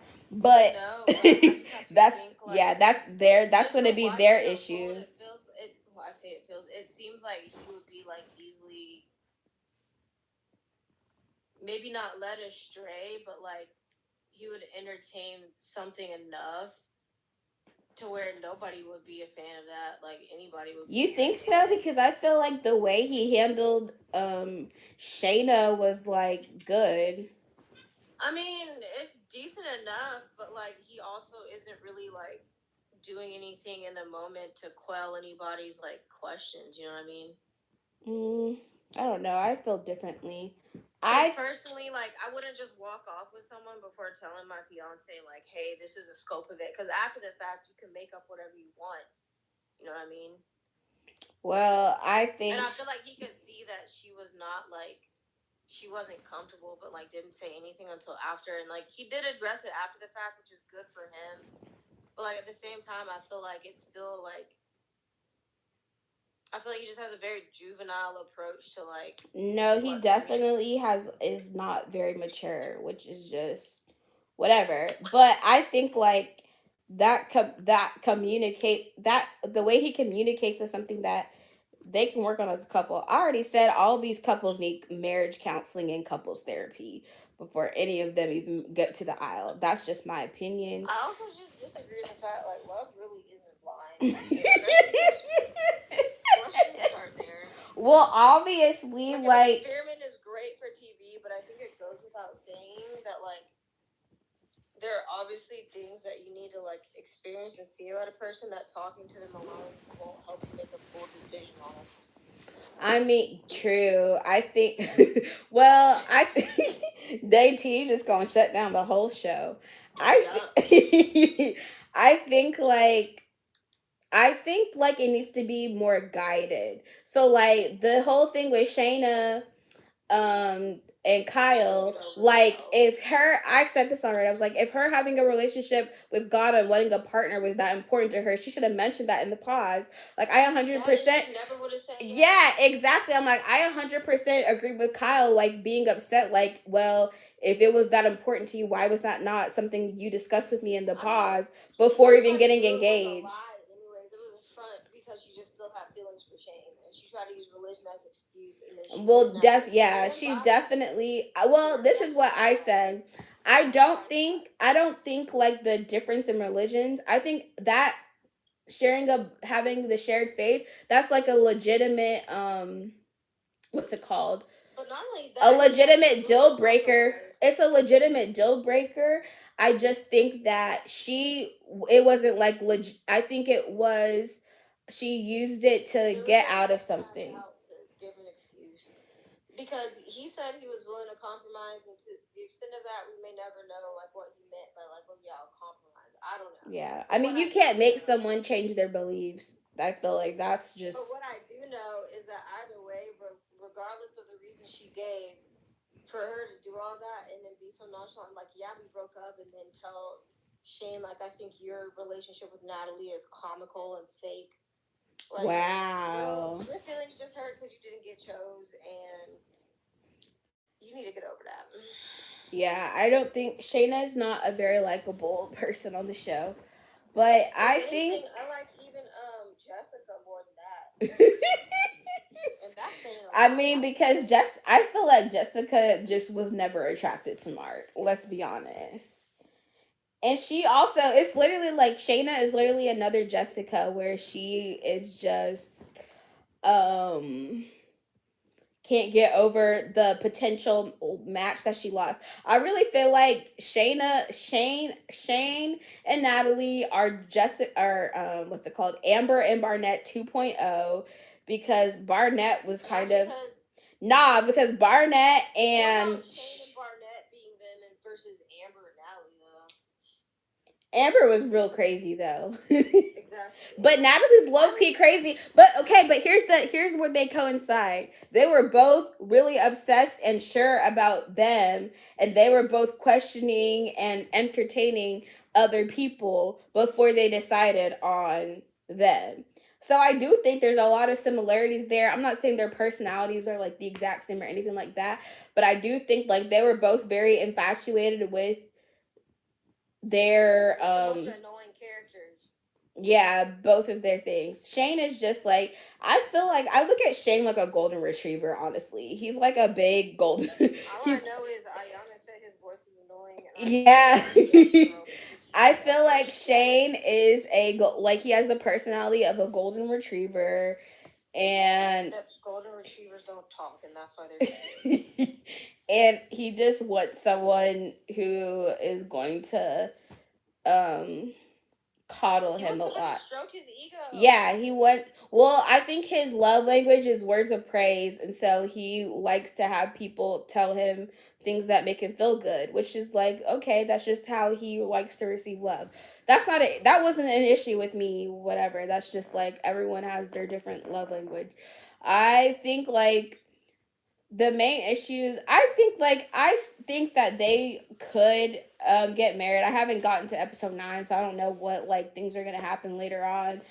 I think that they're a good match, but they probably still need to go to some counseling because I think Natalie is very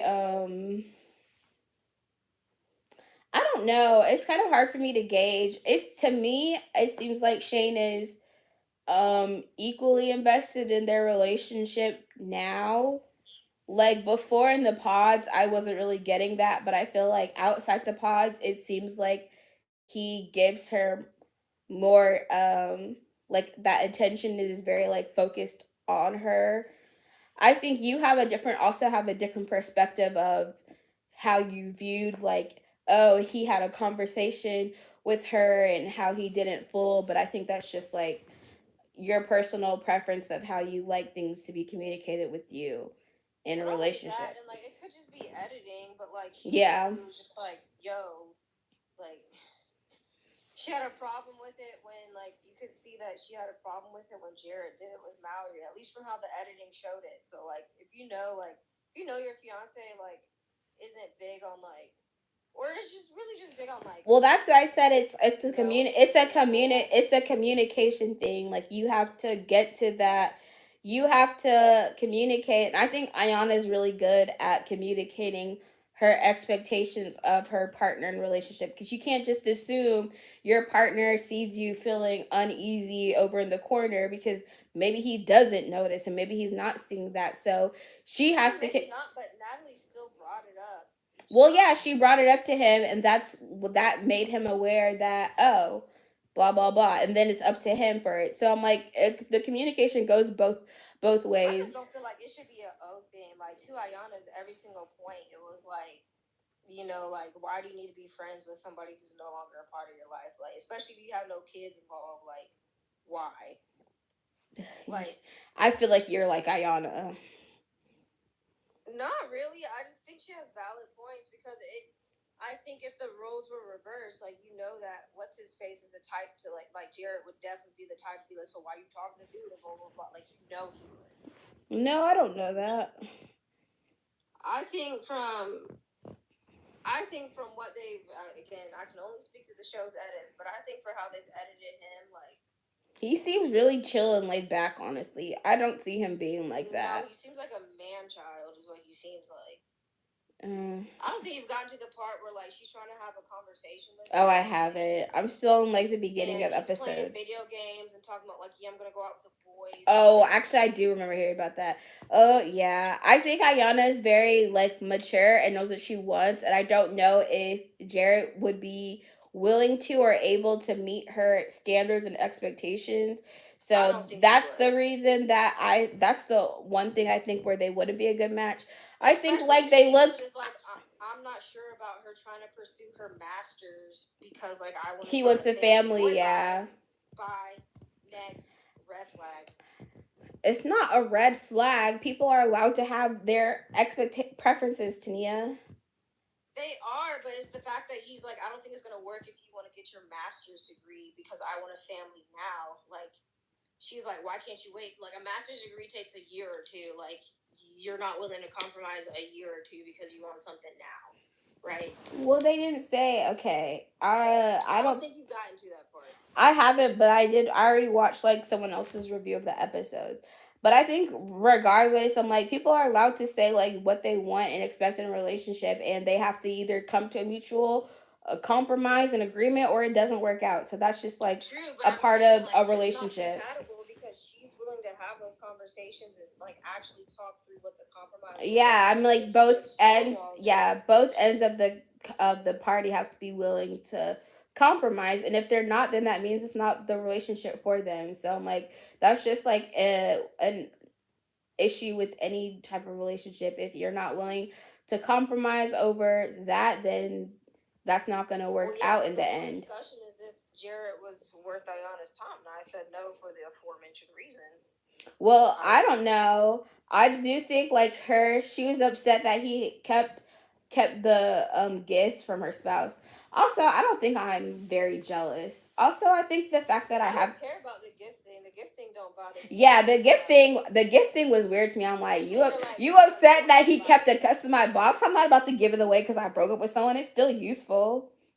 Like, I'm like, if you want to get rid of, that's why I feel like it's like sometimes it's just a personal preference. Like, if you would rather part with everything that person gave you because you want to remove yourself completely from that person, like, good for you. But like, I could be broken up with someone and keep something that they gave me because it's useful to me in my life. You saying if he brought me a car, I gotta give the car back? Nah. The gift thing isn't the thing that to me was like, oh, like, yeah, it's like, oh, that might be a problem. It was more so like, no, I feel like I'm not saying that was like a problem, but I was just saying like her view of it was just like very different from my perspective. That's all I would say. Like the way that she thought like it was weird for him to still have something like an ex gave him. I personally don't think that that's weird. I feel like it just is like every person is different. Well, that's the thing. I don't think she was saying that in itself was weird, but when you couple it with the previous conversation about like she was. She very much said, because I just watched the episode, she very much said, I don't think it's okay. She said, like, I think it's weird for you to hold on to something because that meant, I am saying her frame of mind is that's something that's very deep, like that's something that's very No, I'm saying it for her frame of mind after she'd already asked the question of like, do you need to be friends with your ex? So like for her, I feel like it's stacking things on where it's just like, are they actually an ex or not? Like, no, I think it's related to her viewpoint of you shouldn't stay in contact with your ex after you've left. I think it's all, I'm not saying that's not connected to her mindset over that of that, but I'm like, that's her individual mindset. Not everyone has a problem with someone being friends with their ex. That's her specific mindset. So that's why it's I'm not saying anybody's right or wrong. I'm telling you, like, this is why I think she came from that frame of mind, because obviously she already has an issue. I don't think I don't think we're arguing. I think we're just saying the same thing in a different way. I literally just said that. Oh. You're so irritating. Anyways, I mean, I was gonna say this. She must have, I don't know what's like where that stems from with her. Like she like has a very, someone must have cheated on her with their ex or something. That's the only thing the reason I could think of where she like sees like anything you have with an ex should be like gone. You shouldn't be friends with your ex, something like that. I think like that stems from her maybe having experienced something where someone cheated on her with an ex.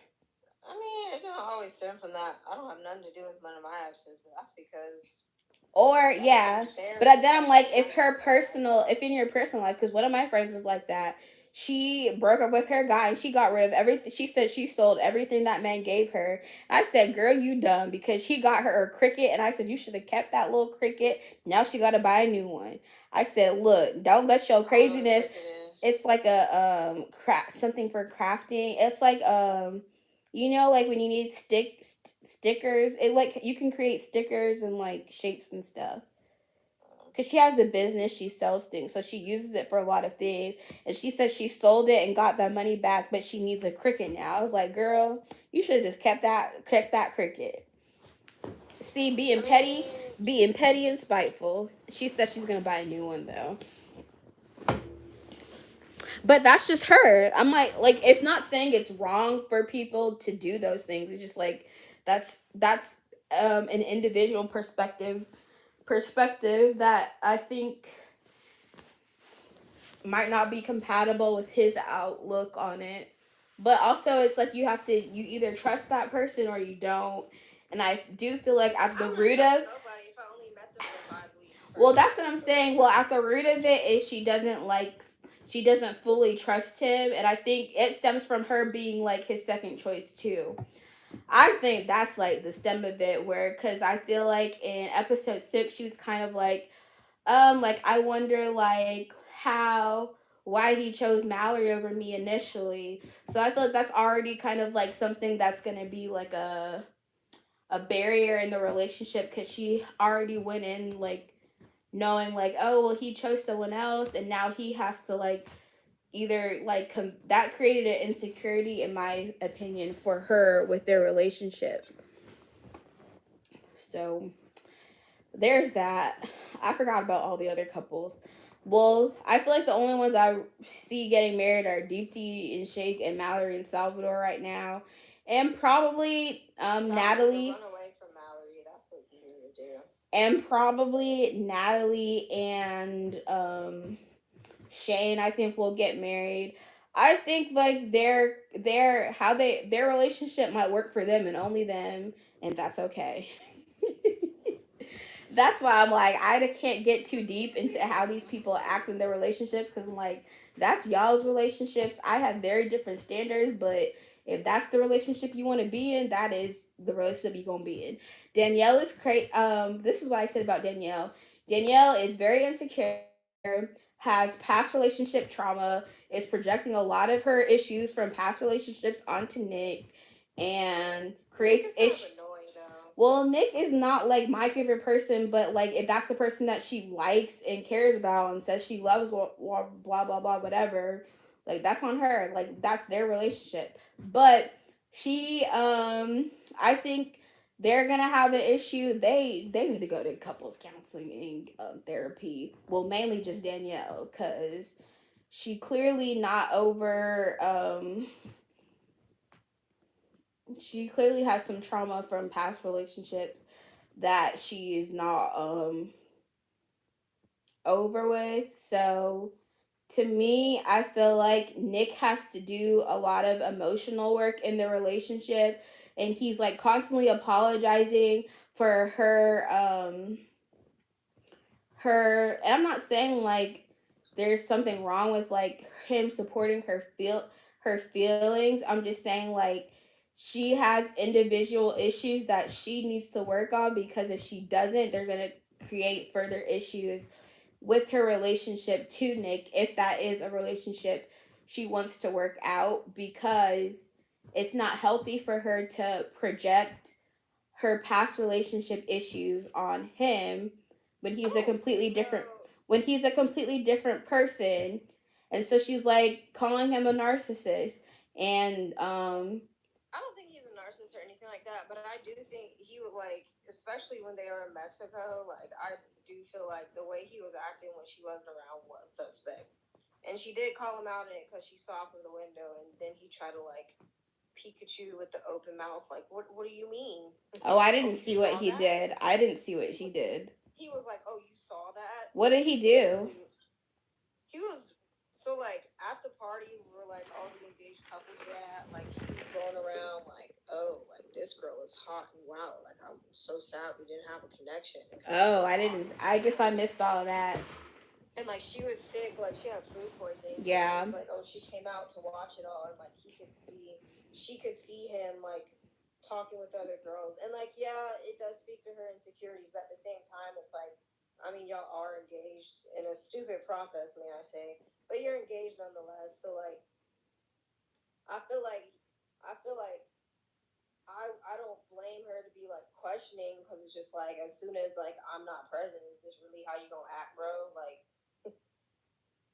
act like a frat boy, and then like after the, I mean, she's equally complicit though. Like she was part of the same conversation, encouraging Shane to talk to Shayna and stuff like that. Like, oh, like she's hot, so like go talk to her, and maybe you do have feelings. Like, sure, maybe you do, but like that's none of your business, in my opinion. And like Shane is a grown man, so like his Well, decisions are his. I'm not. I'm like, why would you try to instigate just for drama so you can talk to your like? Yeah, I keep seeing all these Nick is gay things on Love is Blind on Twitter. And I'm just like, I don't know, but that's not my problem. That's not my I issue. mean, So I it's don't know what. about that, but what I do know is I don't. I personally, again, like not my cup of tea, but he don't need to be. I don't think Nick is that attractive, and his voice is equally as irritating as Shane's. He sounds like he had like a tooth extracted at the dentist, and like part of his mouth is just still numb from that, so he can't pronounce anything like full. Well, I'm not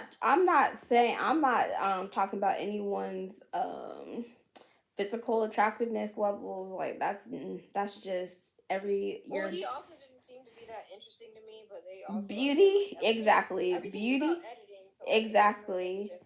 And every person there, I'm like, beauty is in the eye of the beholder, and that's like that's whatever. That's up to them. The I mean, what I was really But that's speaking the of. thing, though. To me, it's just like if you know, like you came on a show that's supposed to be like, oh, blah blah blah. Like I don't know. Like none of them are really acting like they, except for Deep T.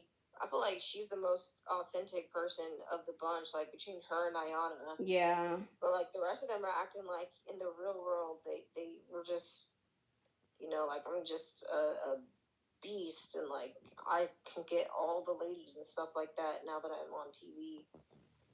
And it's just weird to see on boards. I'm just like, I don't know about that personally, because like your personality really isn't that great from at least how they've edited you. And to have someone who I'm just like, for some of me, as I'm like, like intelligent, smart, like genuine personality, and like you're pressed about Well, people, this basically. is I was like, the only thing. So I think we jumped topics. I wasn't finished saying what I was saying about Danielle because you interrupted me. But I was saying that I don't think like I mean I'm not saying can't she never has like a valid reason to be upset, but I mean I saw things differently I guess than you did, and also I don't know, I don't look at I don't look at or think that like, oh, just because a man's in a relationship he has to like be a certain way around other people. But I guess it's like everyone has a different opinion on that depending on whatever their personal experience was, and that's what creates those preferences regardless. But I feel like the type of person Danielle needs is someone who's going to constantly reassure her and validate of her feelings, but and that's not like necessarily an issue. The issue would be like when you're she creates an issue where there isn't one. So like their argument that they got over about her not feeling like he was happy enough after meeting her parents, like that was like a really dumb argument that they got in because like I didn't think you were happy enough after meeting my parents and now I'm upset. And I think also she knows that because I think she also knows how she is. And also I think the fact that her mom even said it too, like she knows how Danielle is. Like she was like, my daughter, she tends to push people away when she wants them to be closest. And that's because of her insecurities about people not accepting her for having her feelings. But it's not that they're not accepting her feelings, it's that her feelings aren't always based off of something that's actually happening, like it's in her head, which is kind of like, I guess it's hard, it's really hard. It's hard from an outside perspective. I see it as she's she has like issues on her own that she is hasn't completely gotten over, and then she projects those things onto her partner, which sometimes can create an issue where there isn't one. So you saw like she was rightfully upset for how he talked to her, and like, I don't know what he actually did or whatever. Maybe it was a valid, she was feeling, her feelings were valid about that situation. But in some situations she can be, seeing, making an issue out of something where there isn't one. And that's where it becomes like very unhealthy, because if you are in a relationship with someone where you have to constantly apologize because that person sees everything you do as you did something wrong, you weren't doing this, you weren't doing that, and that's really hard. That's going to be really hard. What you shaking your head for? Oh, I won my game. Oh. All right. Well, I guess I just gotta finish the episode. Definitely got a bachelor vibe. All right, that was all. I really just called to ask you if your standards on singing were the same, and you confirmed that it in fact was. So, all right, I'll talk to you later. Okay, bye bye. Love you. Bye.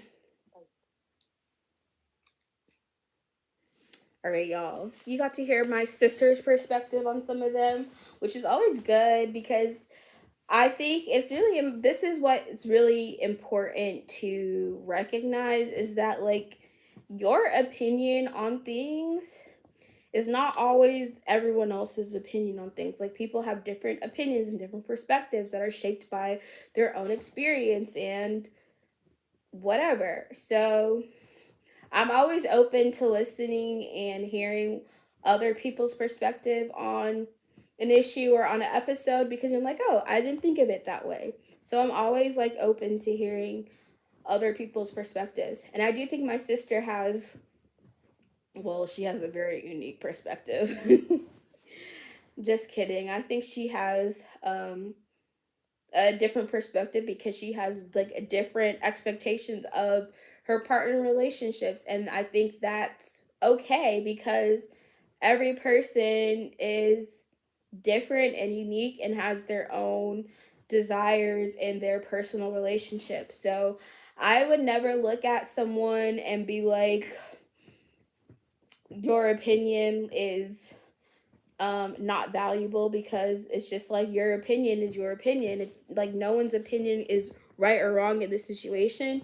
At the end of the day, where I'm saying my opinion on a relationship that I'm not a part of, that I don't know intricately, I don't know the individuals intricately. So I'm trying to like make a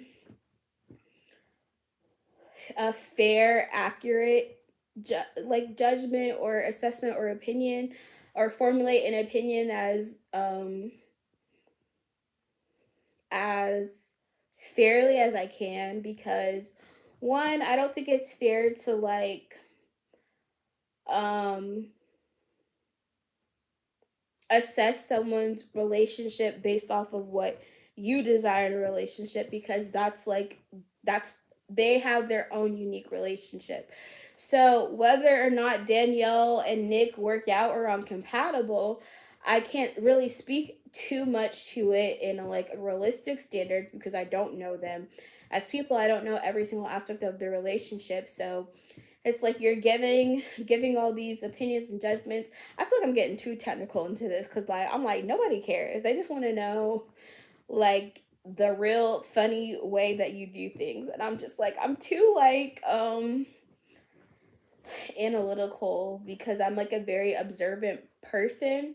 And studying psychology, I always try to understand where people are coming from, and how that shapes the way that they make decisions and how they view things. And I also don't like to put people down, and I also don't like to assume the worst in people. I think like I'd rather assume like the best in people, and um see people as products of their environment, and not just, oh, that person is just a horrible person inside and out. Like, it's really easy to like judge. I think what I'm really just trying to do is not judge people very harshly. So like my sister was basically saying like, oh, Deepti's trash, Deepti's trash, which is like that's how a lot of people felt because of his comments about weight. It rubbed a lot of people the wrong way, myself included. But the more you get to know people, and this is why it's like not fair to like judge people off of, a 2-minute conversation you've had with them. Everyone's human, right? And we put people on television and we just create these characters of them and typecast them. Oh, this person's just a horrible person because they said this one thing this one time, 10 seconds of their entire life, and now you think that person's a horrible person. But realistically, it's not fair to judge someone um off of that little information. You don't know every single detail of that person's life. And no one's perfect at the end of the day. We're all human. So I don't like making quick judgments of people. I try to like refrain from saying like, oh, this person is horrible, this person is trash, blah blah blah, and just, like I said, observe and try to understand where people are coming from. Like, again, sometimes people say things that are going to rub you the wrong way or that you might not agree with, and you know that's the real that's normal. But I don't want to like paint like that into that person is like unredeemable, because at the end of the day, you know I want to see the best in people and not the worst in people. So that's why I was kind of trying to defend, like, well, he does have his own insecurities, had his own insecurities about his weight, and was projecting a lot of those insecurities onto other people, which is something a lot of people do. So, I try to humanize people and not like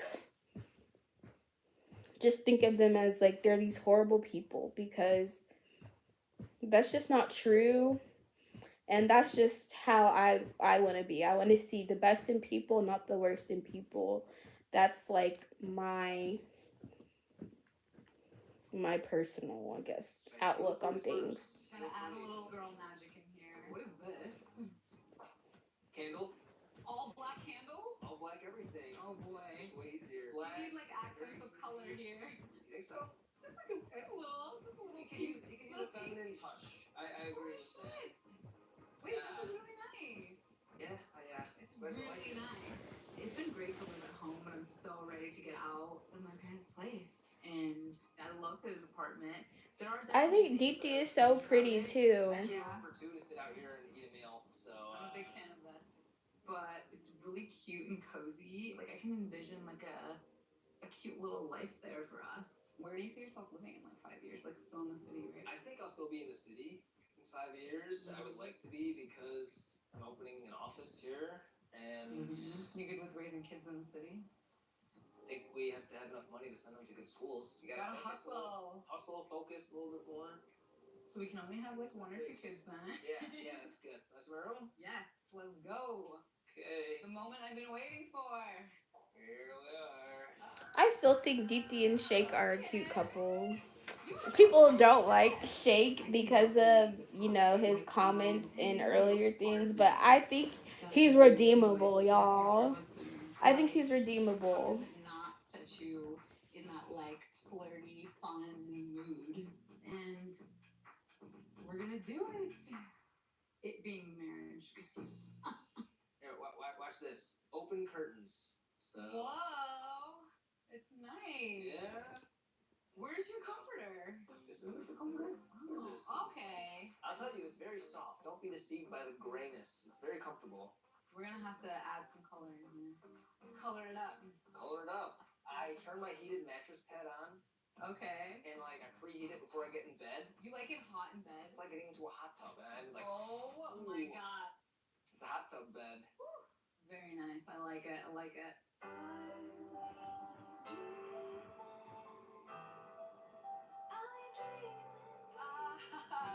Scared? I'm terrified. Why are you I'm terrified? so nervous. What do you mean, why am I terrified? It's a big deal. Ooh, I just thought of something. Also, I feel like the reason why I try to be careful with how I speak about other people is because one, not just you don't know them fully, but you also have very limited information about that person. And I don't want to just judge other people so harshly because I wouldn't want that done to me. So it just goes back to also like treating people the way you wanted to be treated, and maybe that person's not your cup of tea, but that doesn't mean you have to like um put them down, you know? Like I think Danielle's very beautiful and she has a lot of great qualities. I just think, you know,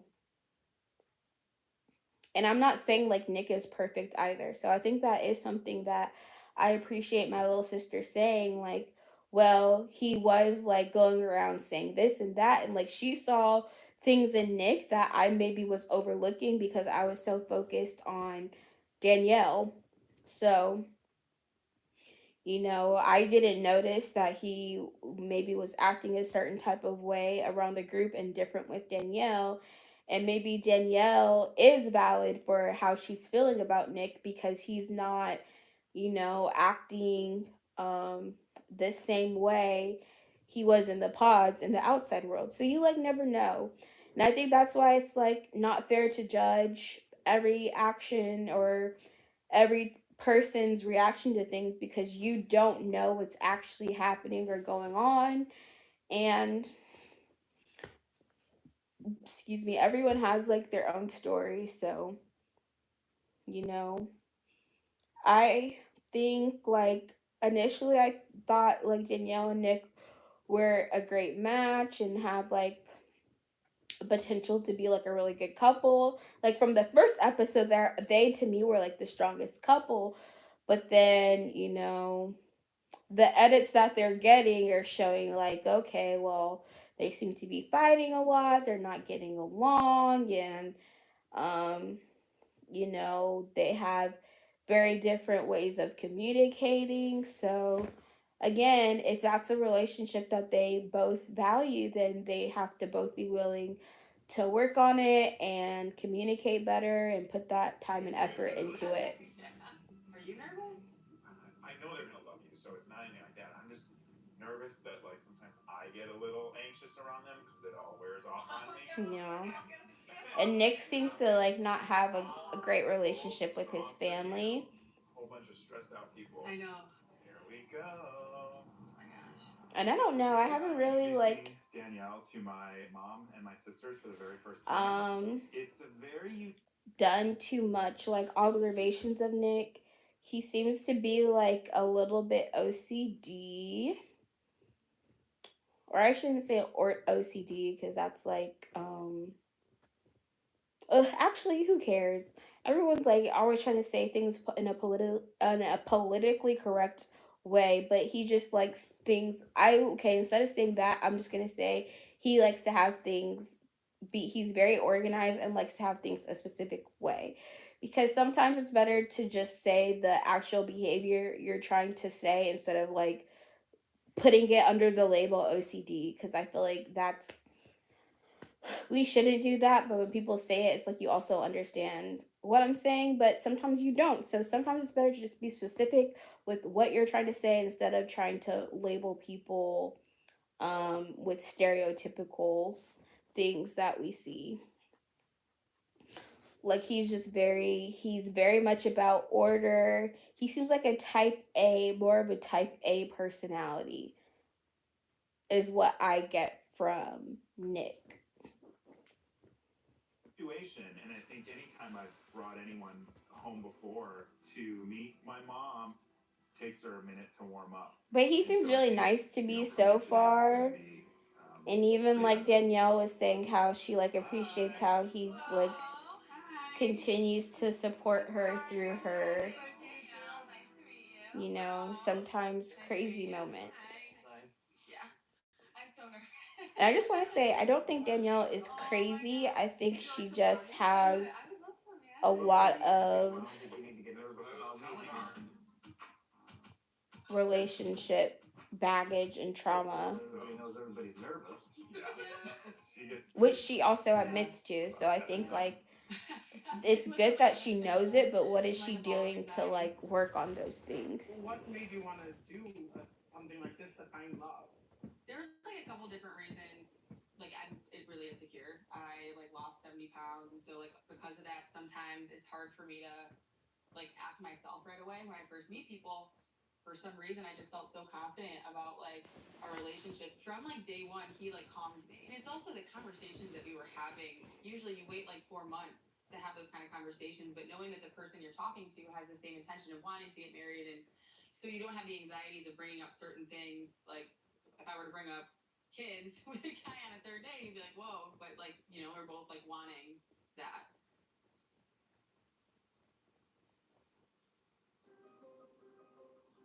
It's just entirely different. Like I've never been with someone who's made me feel this way about not only him but myself. Every day that like we have a different situation that we run into, I'm just like I can't stop thinking about how much worse off I would be if he wasn't there with me going through it. We're different, but we're similar in the way we think about things.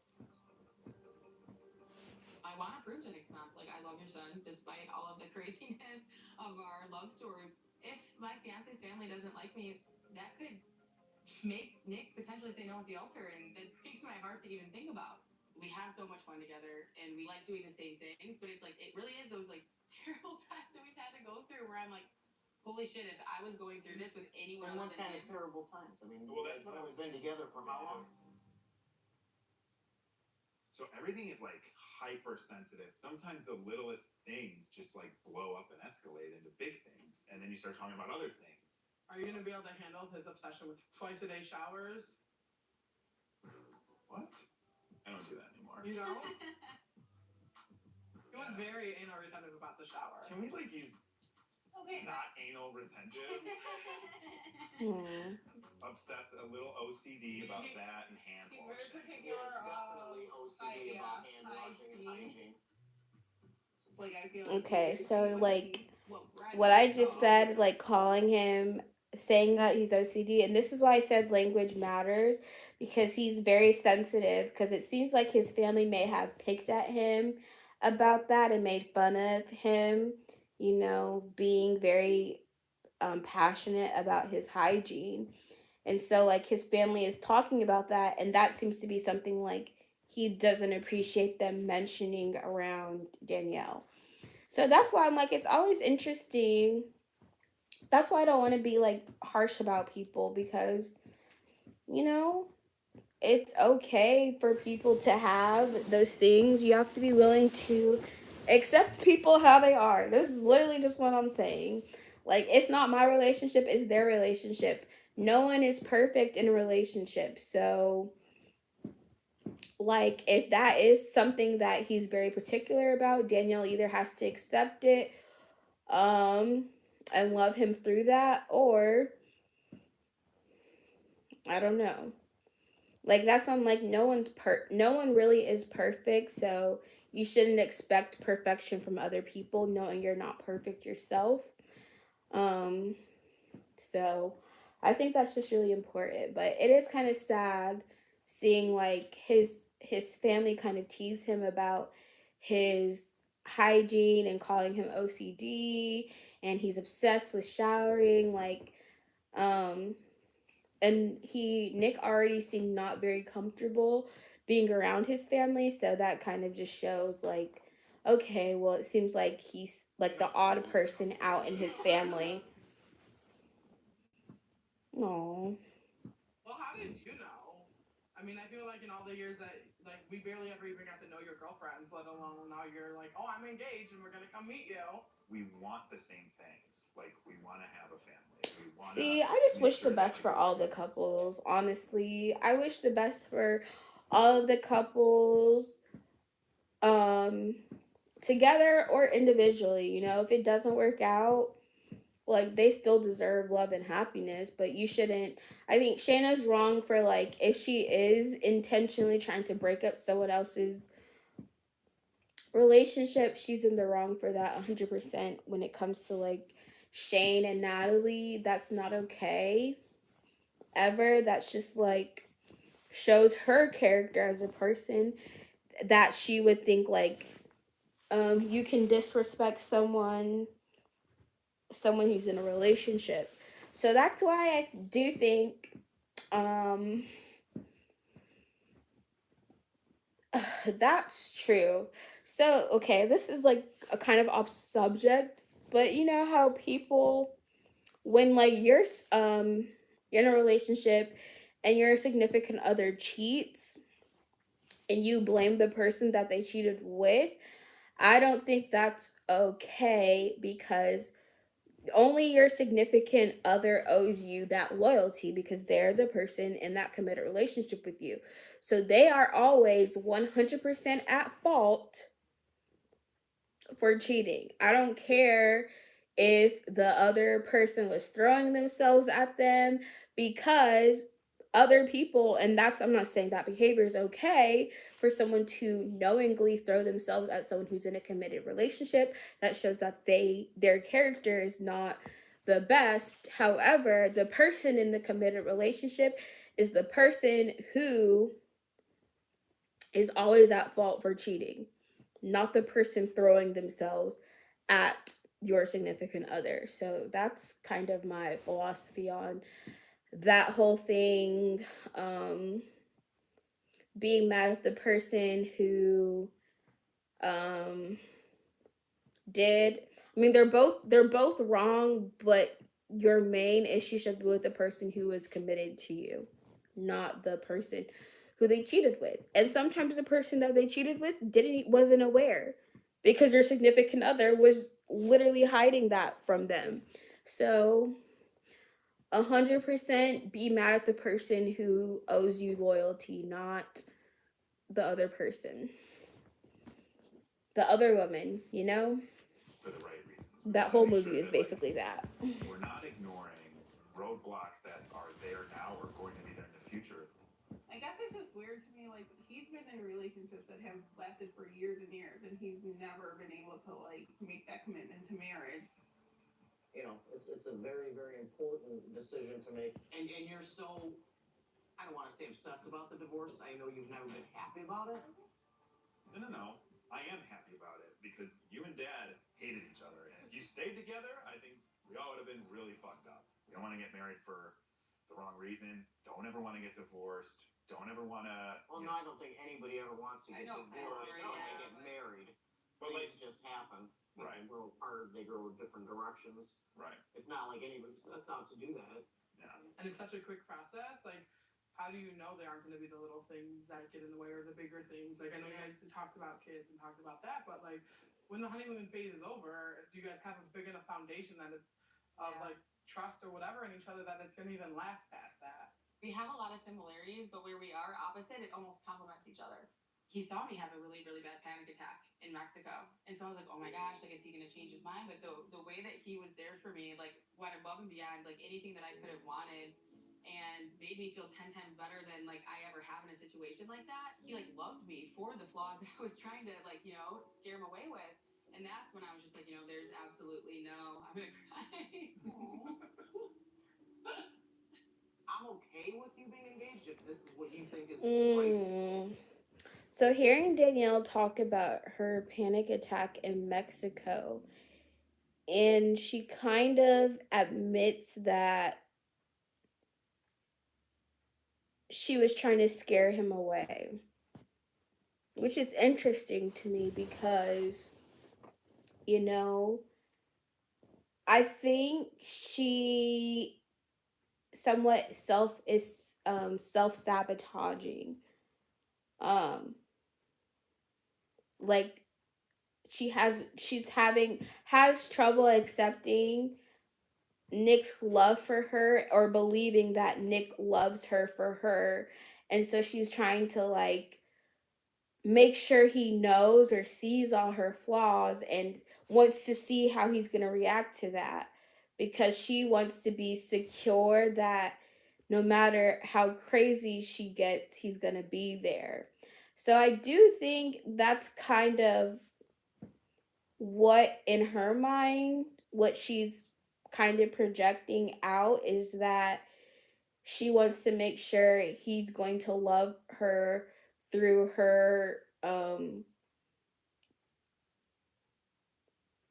I guess through her worst sides of her personality, or I shouldn't say personality, but through her, I guess you can say, flaws. And so it seems almost like she's testing him, basically, like, are you still going to be there when I act a certain way? Are you still going to how are you going to treat me? Which mm, I do think is a coping mechanism. And also knowing that they both have very strong feelings about divorce after witnessing their parents get divorced also makes a lot of sense why they're so, you know, focused, or why they're like hyper focused on, what issues we could face in the future, because they're like, well, how are we going to handle in the future?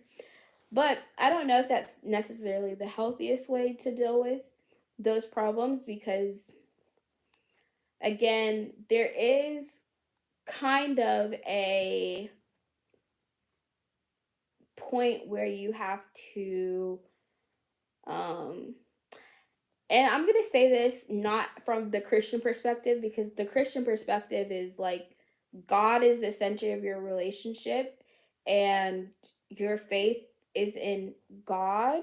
So there's no problems, and you give all your problems to God. So any problems that you have in your relationship or issues, you would surrender to God and pray for to work them out. Not saying like that still, you still can't go to like therapy and do things like that, but from a Christian perspective, I feel like there's a lot of other things, um other factors that couples who don't place God in the center wouldn't consider, because it's like everything that you see happening relies on that other person and how they're going to react.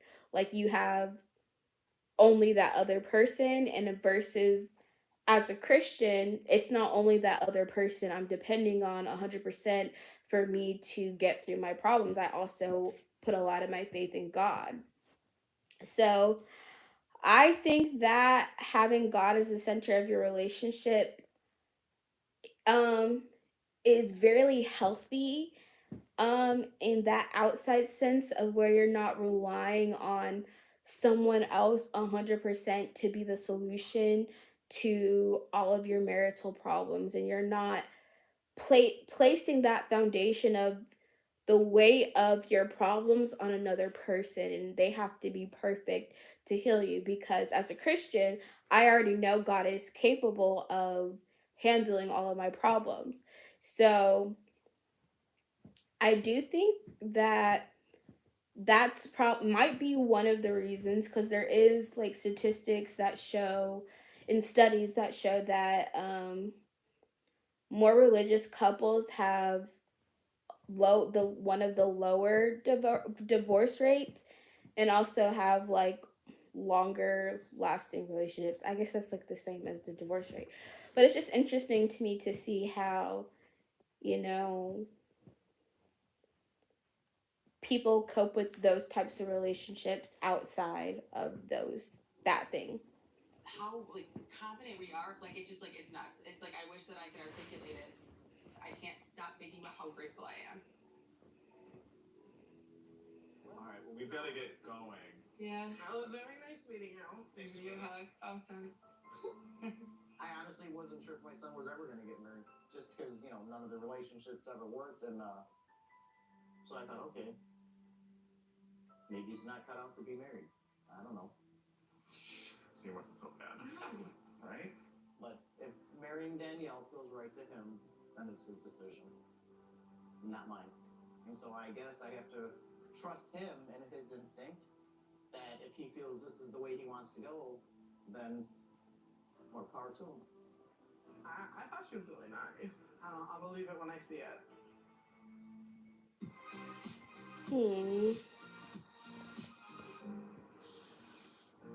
Cheers. Cheers. We got champagne at our wedding too.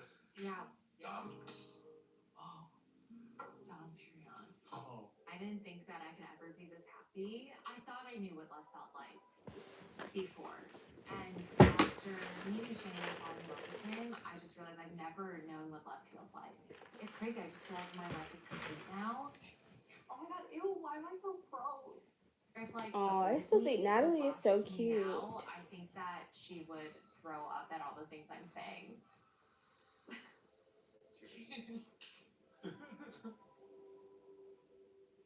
Wow, his wedding.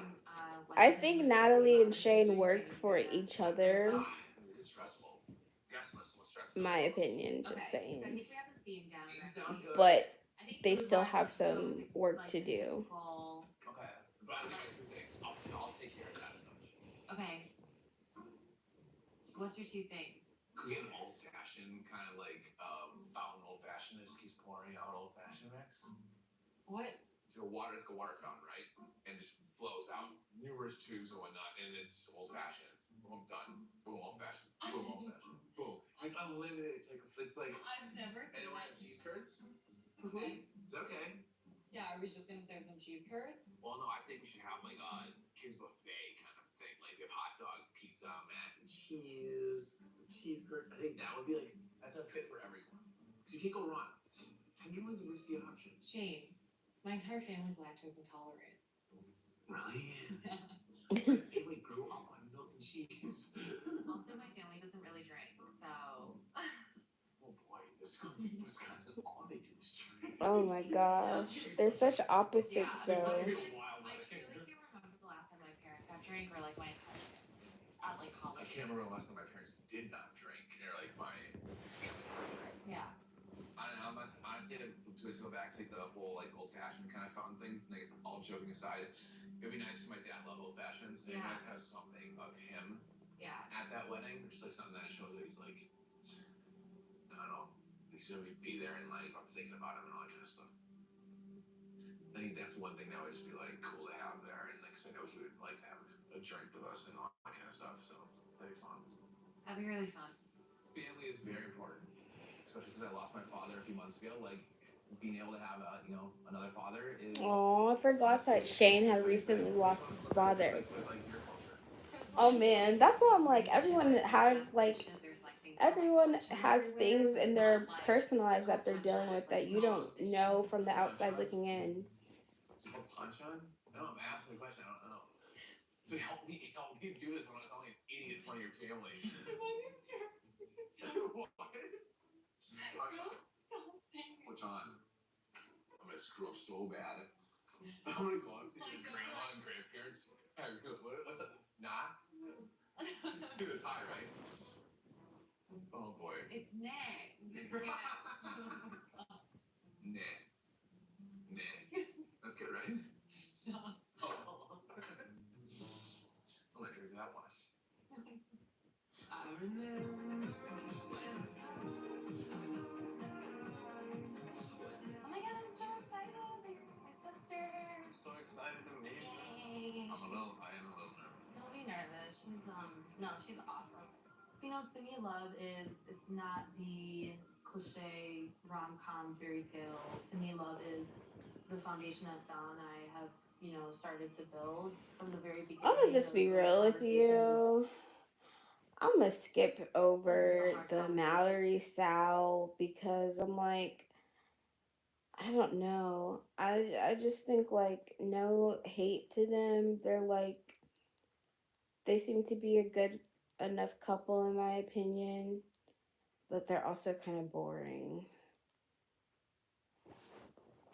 I'm sorry, not sorry. Turn, and I'm not worried about Deeps meeting them because Deeps is incredible, and I know that. Ooh, Shakespeare's got money. That's a nice house. So walking into the house I grew up in, except this time I have a fiance, I'm not feeling any kind of jitters. It's just natural and normal, and I feel like I'm exactly where I'm supposed to be. I was going to ask you, how was the whole experience? Honestly, Shake seems very well put together on the outside, It's a whole different experience. You're going into it with the mindset of, okay. but inside you he wanna might have build some like work. emotional and a good foundation, right? Without seeing that person because that involves so Right. much. And so we kind of both fought it a lot. So who zeroed in on who first? I think he did. Such confidence, or should I say overconfidence? But no, I'm not calling you out. Confident people get what they want a lot of the time. That's true. So we didn't waste time with a lot of the meaningless stuff. Just from not being able to see somebody, you open up a lot of different conversation topics. She was born in India. I was born in India. You're also born in India. We had the same story. She's only dated white guys. Okay. Really? Never did. He's the first Indian guy. That was her I've first dated. brown kiss. One thing that we talked about in the pods that I don't know that had really fully fleshed out before is that maybe to some degree we were both trying to fit in. You know, you think you're just going in here to focus on finding a person, finding someone else, but you really end up finding yourself. That's what a mom likes to hear. And dad. Yeah. You know, Deeps has seen me, I would say, maybe even at my worst. And I can really say that there's nobody else I'd rather have by my side for that. So she's been very understanding. So everything is never perfect, even for us now. We are 34 years married. So you're never going to be able to put each other through all the tests that you will be facing.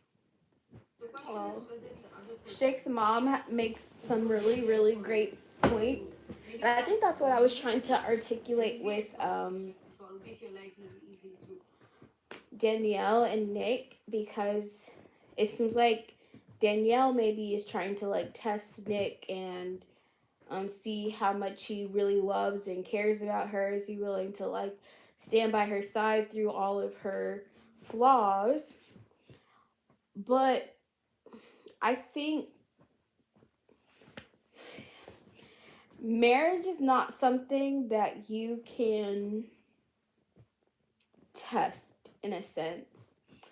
And I think like when you try to test marriage, it kind of or when you try to test future problems that might exist in your marriage, you're either creating a problem that isn't actually there, because until you've actually had that problem, you don't know how you're going to react. So it's kind of, that's why I feel like it's more important to know that person's character. Like you can always ask people, well, how do you think you would react in that situation? But until you're in that situation, you don't really know how you're going to react. So that's why I kind of think like Shake's mom is very, very wise for saying like you can't really test for everything in a marriage, because there's a lot of things that you might experience that you can't plan for. You can't really figure out. And I feel like I don't want to go into a marriage thinking about all of the problems that could happen. I'd rather go into a marriage with someone who, you know, I'm confident has all of the characteristics I want in a husband, and that I'm confident will work with me to overcome whatever problems we may face, but not necessarily like testing the problems before we're even married, which I feel like is what Danielle is trying to somewhat do in her relationship with Nick. So, yeah.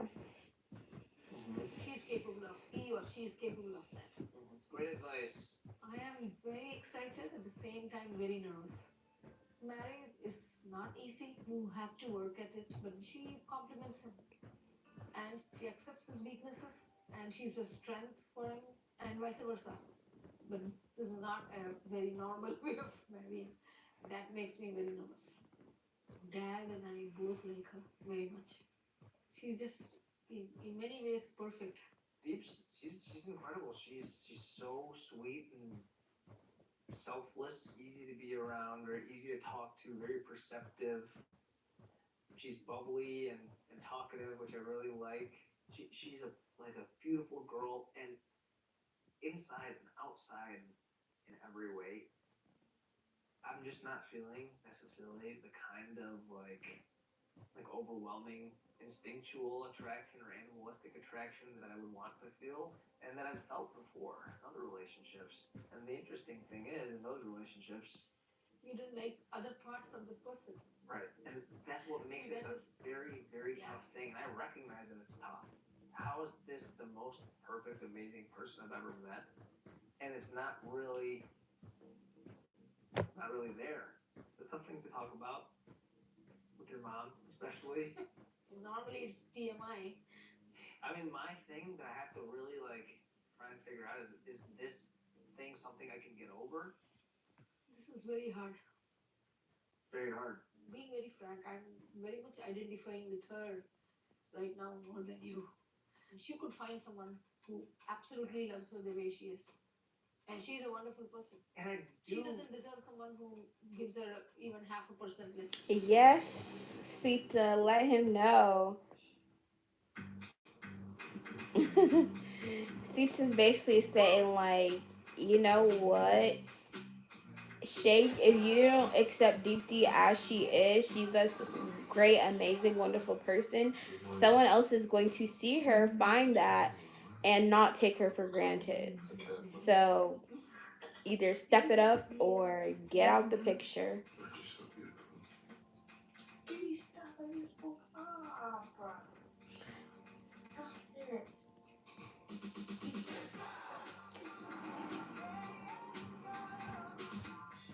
Are we actually wearing Jordans after winter? I'm definitely wearing white mine. Can you find me a matching pair? Of course. You want to wear one of your dress At the reception. at the reception? Do you have a preference for the wedding dress? You do whatever you want. Okay, cool. As long as you walk down the aisle. Right. That's better. Correct answer. Wait, as long as you walk down the aisle, say yes. Oh, how do we vote? Yes. Can't just walk down the aisle. Okay. Is there something I shouldn't do? Like have my back out?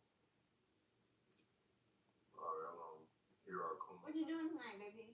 Going to this spot called Persona. Oh, you just sitting there? It's a Tuesday. It's Taco Tuesday. It's Tuesday though. It's 5 o'clock somewhere. What you doing tonight? Since you don't want to go with me. I'm gonna binge a couple shows and reading my book. Whoa, bro. Oh, yeah. I think, see, I feel like Ayana and Jarrett have, I think they might have too much, I don't know if they're really compatible in terms of their lifestyle, because Ayana prefers staying in, staying at home. I love him so much. I accept him for who he is. And Jarrett's very outgoing, energetic, likes to be around people. So Being married and adjusting his I feel like they're another lifestyle. couple that's very opposites. But I haven't seen those adjustments yet. So it's like, okay, well, am I okay with living a life with someone who goes out all the time? I don't know. That it's a worry for sure. Yeah. And I think what's really smart that Ayana's doing is she's not necessarily trying to change Jarrett. She's literally just saying, is the way he is this something I can accept? And I think that's actually a healthier mindset when you're in a relationship. Instead of like, he needs to change this, he needs to change that. You need to think for yourself, well, if this person is never going to change, is this behavior something that I can deal with for the rest of my life? And so I think that's a really good question that she's asking, because she's like, he loves to go out and be out, and that's just not her. But that can work for some people, but there has to be that mutual trust in a relationship.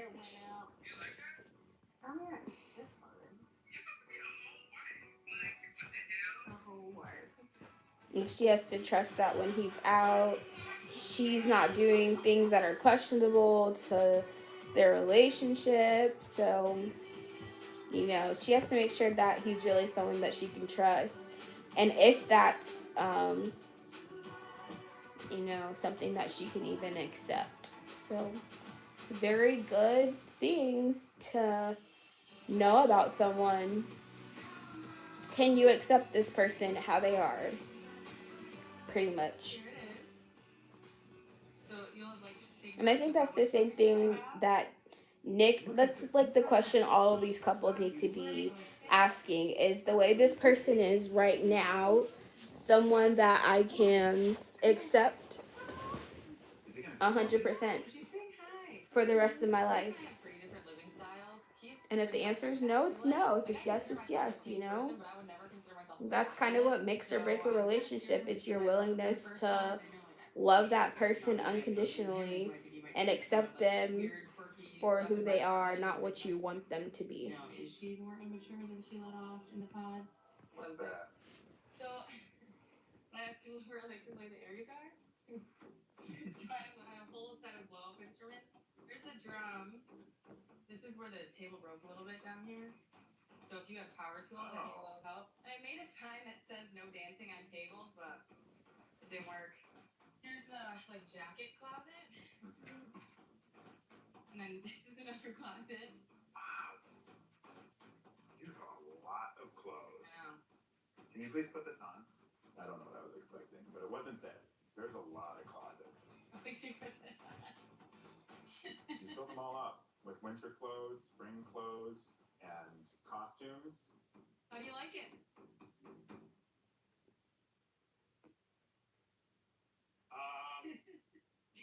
How did that happen? I get ads for things, and I'm very easily persuaded. That's scary. Okay, go put it on. Okay, I'm a good sport, I guess.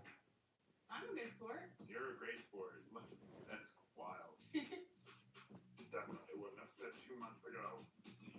I've never, ever looked this unattractive in my entire life. I think overall, Thank God I didn't take my pants off, or that would have been the big reveal. You look so good. couples need to know like You look great. what issues for them are compromisable and what aren't. So knowing those things helps you make a better decision with I don't wear them by myself. I host a lot. your partner. Like, hi, thanks for coming, and you're in a hot dog or corn costume? Yeah. Oh. That's what I'm saying. There's a lot of me that you don't, I guess you haven't experienced yet. You haven't been around me and my friends. I'm trying to imagine the use case. Fun. Fun. For the same reason I have games. And I think at the end of the day, most people just want someone who loves and accepts them for who they are and appreciates them, right? At the same time, there's That's what everyone wants. That is I think important to think about. We are in a little bit different places with our careers. We're in a little different places. Like I own a place, she rents a place. For us to get married and have a successful marriage, like she's going to have to get to the point where we actually like integrate our lives together. My friends have broken my tables. Like, are you scared that that's gonna happen at your place? I mean, it's just like no one would climb on my kitchen table and break it. Well, me and my friends do.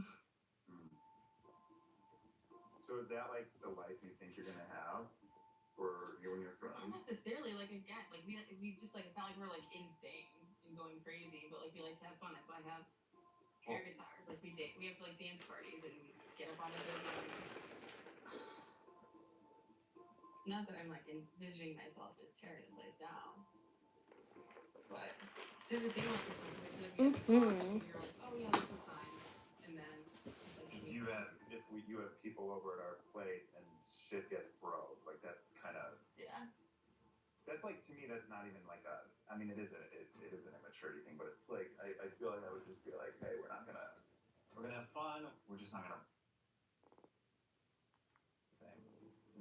no one plans to break things. Yeah, I don't know. I'm hot. I'm sweating. Yeah, it's hot. I'm tired. I don't know. Keep talking about it, to be honest. I need a minute to get this off and just cool down for a second.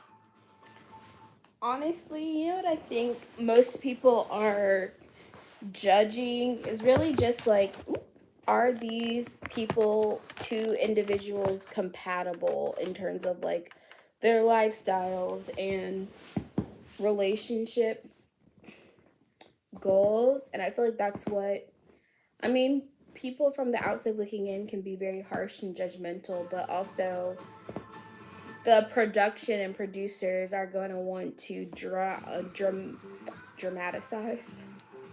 I don't know how to say that. Dramatize? I don't know. Basically, they're going to want to make it look very intense because for production value for the viewers. So you never fully know what's going on in any individual relationship. So I'm very nervous to meet Natalie's parents. She hasn't told her parents yet about the engagement.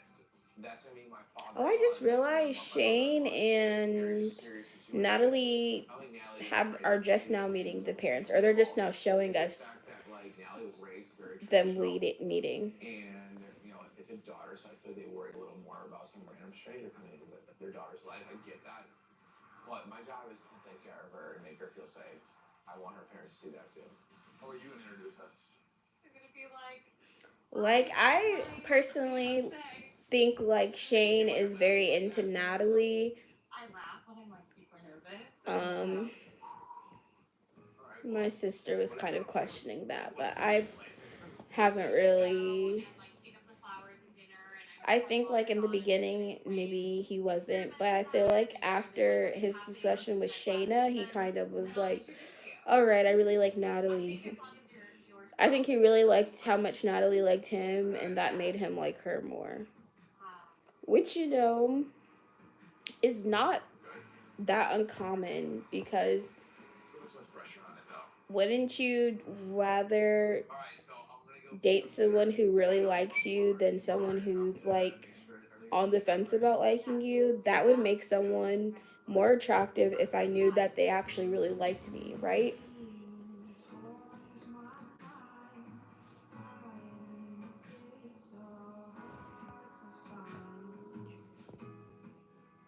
I'm nervous as shit for my parents to meet Shane. I'm very close with my parents. I tell them everything. And so I feel bad that I didn't tell them right off the bat that I was engaged.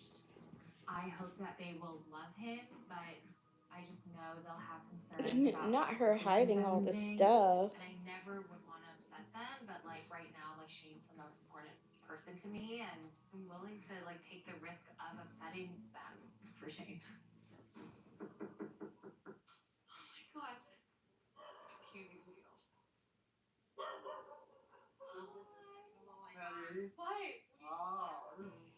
are you doing? Oh, Natalie's parents are so cute too. Oh my god, I'm so glad to see you. Honestly, all of the parents to me. One thing that's interesting is that most of them have parents so far that I've seen that are still together, except for Nick and Danielle. What? It's fine, I swear. No. I'll explain everything, but do you just want to sit down? Okay. Okay. Why? Are you afraid that I might faint? I'm gonna stay far so I can make a run for it. Just kidding. We missed you. I know. It's been so long. I know it's been like 3-4 weeks. Okay. So you know how obviously I was like single, Yeah. and I really want to find someone.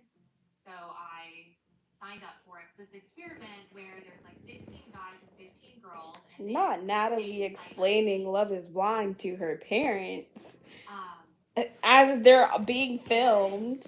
I fell in love with someone. I'm like, what do their parents think they're being filmed for then? And he proposed to me, and I said yes, so I'm engaged. Oh my god. His name's Shane. This is like Shane in my apartment. What? Oh my gosh. It's too much. So we're getting married in 2 weeks. What? I'm concerned. As a mom. So am I. Do you want to see the ring? No, I don't want to see. You could call me old fashioned or whatever.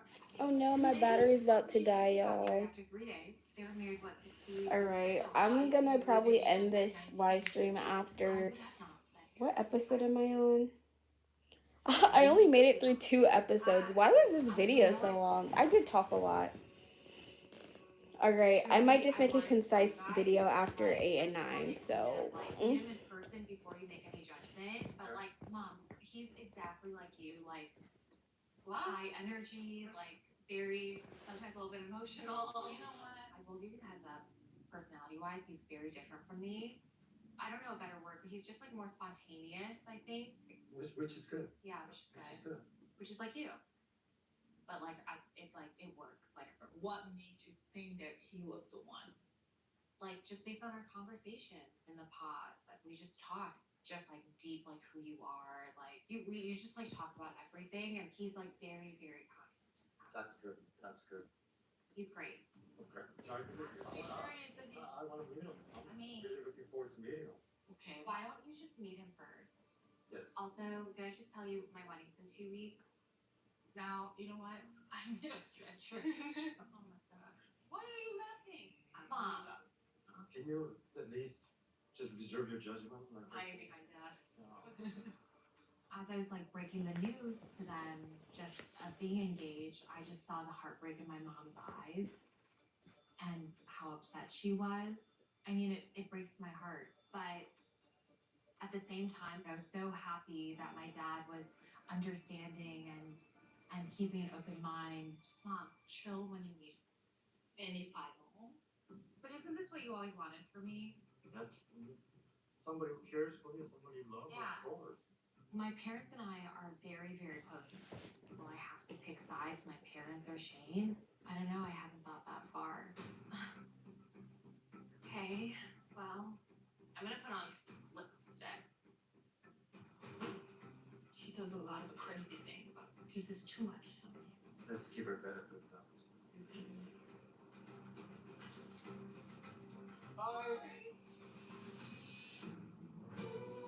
Aww. Alright, so the end of episode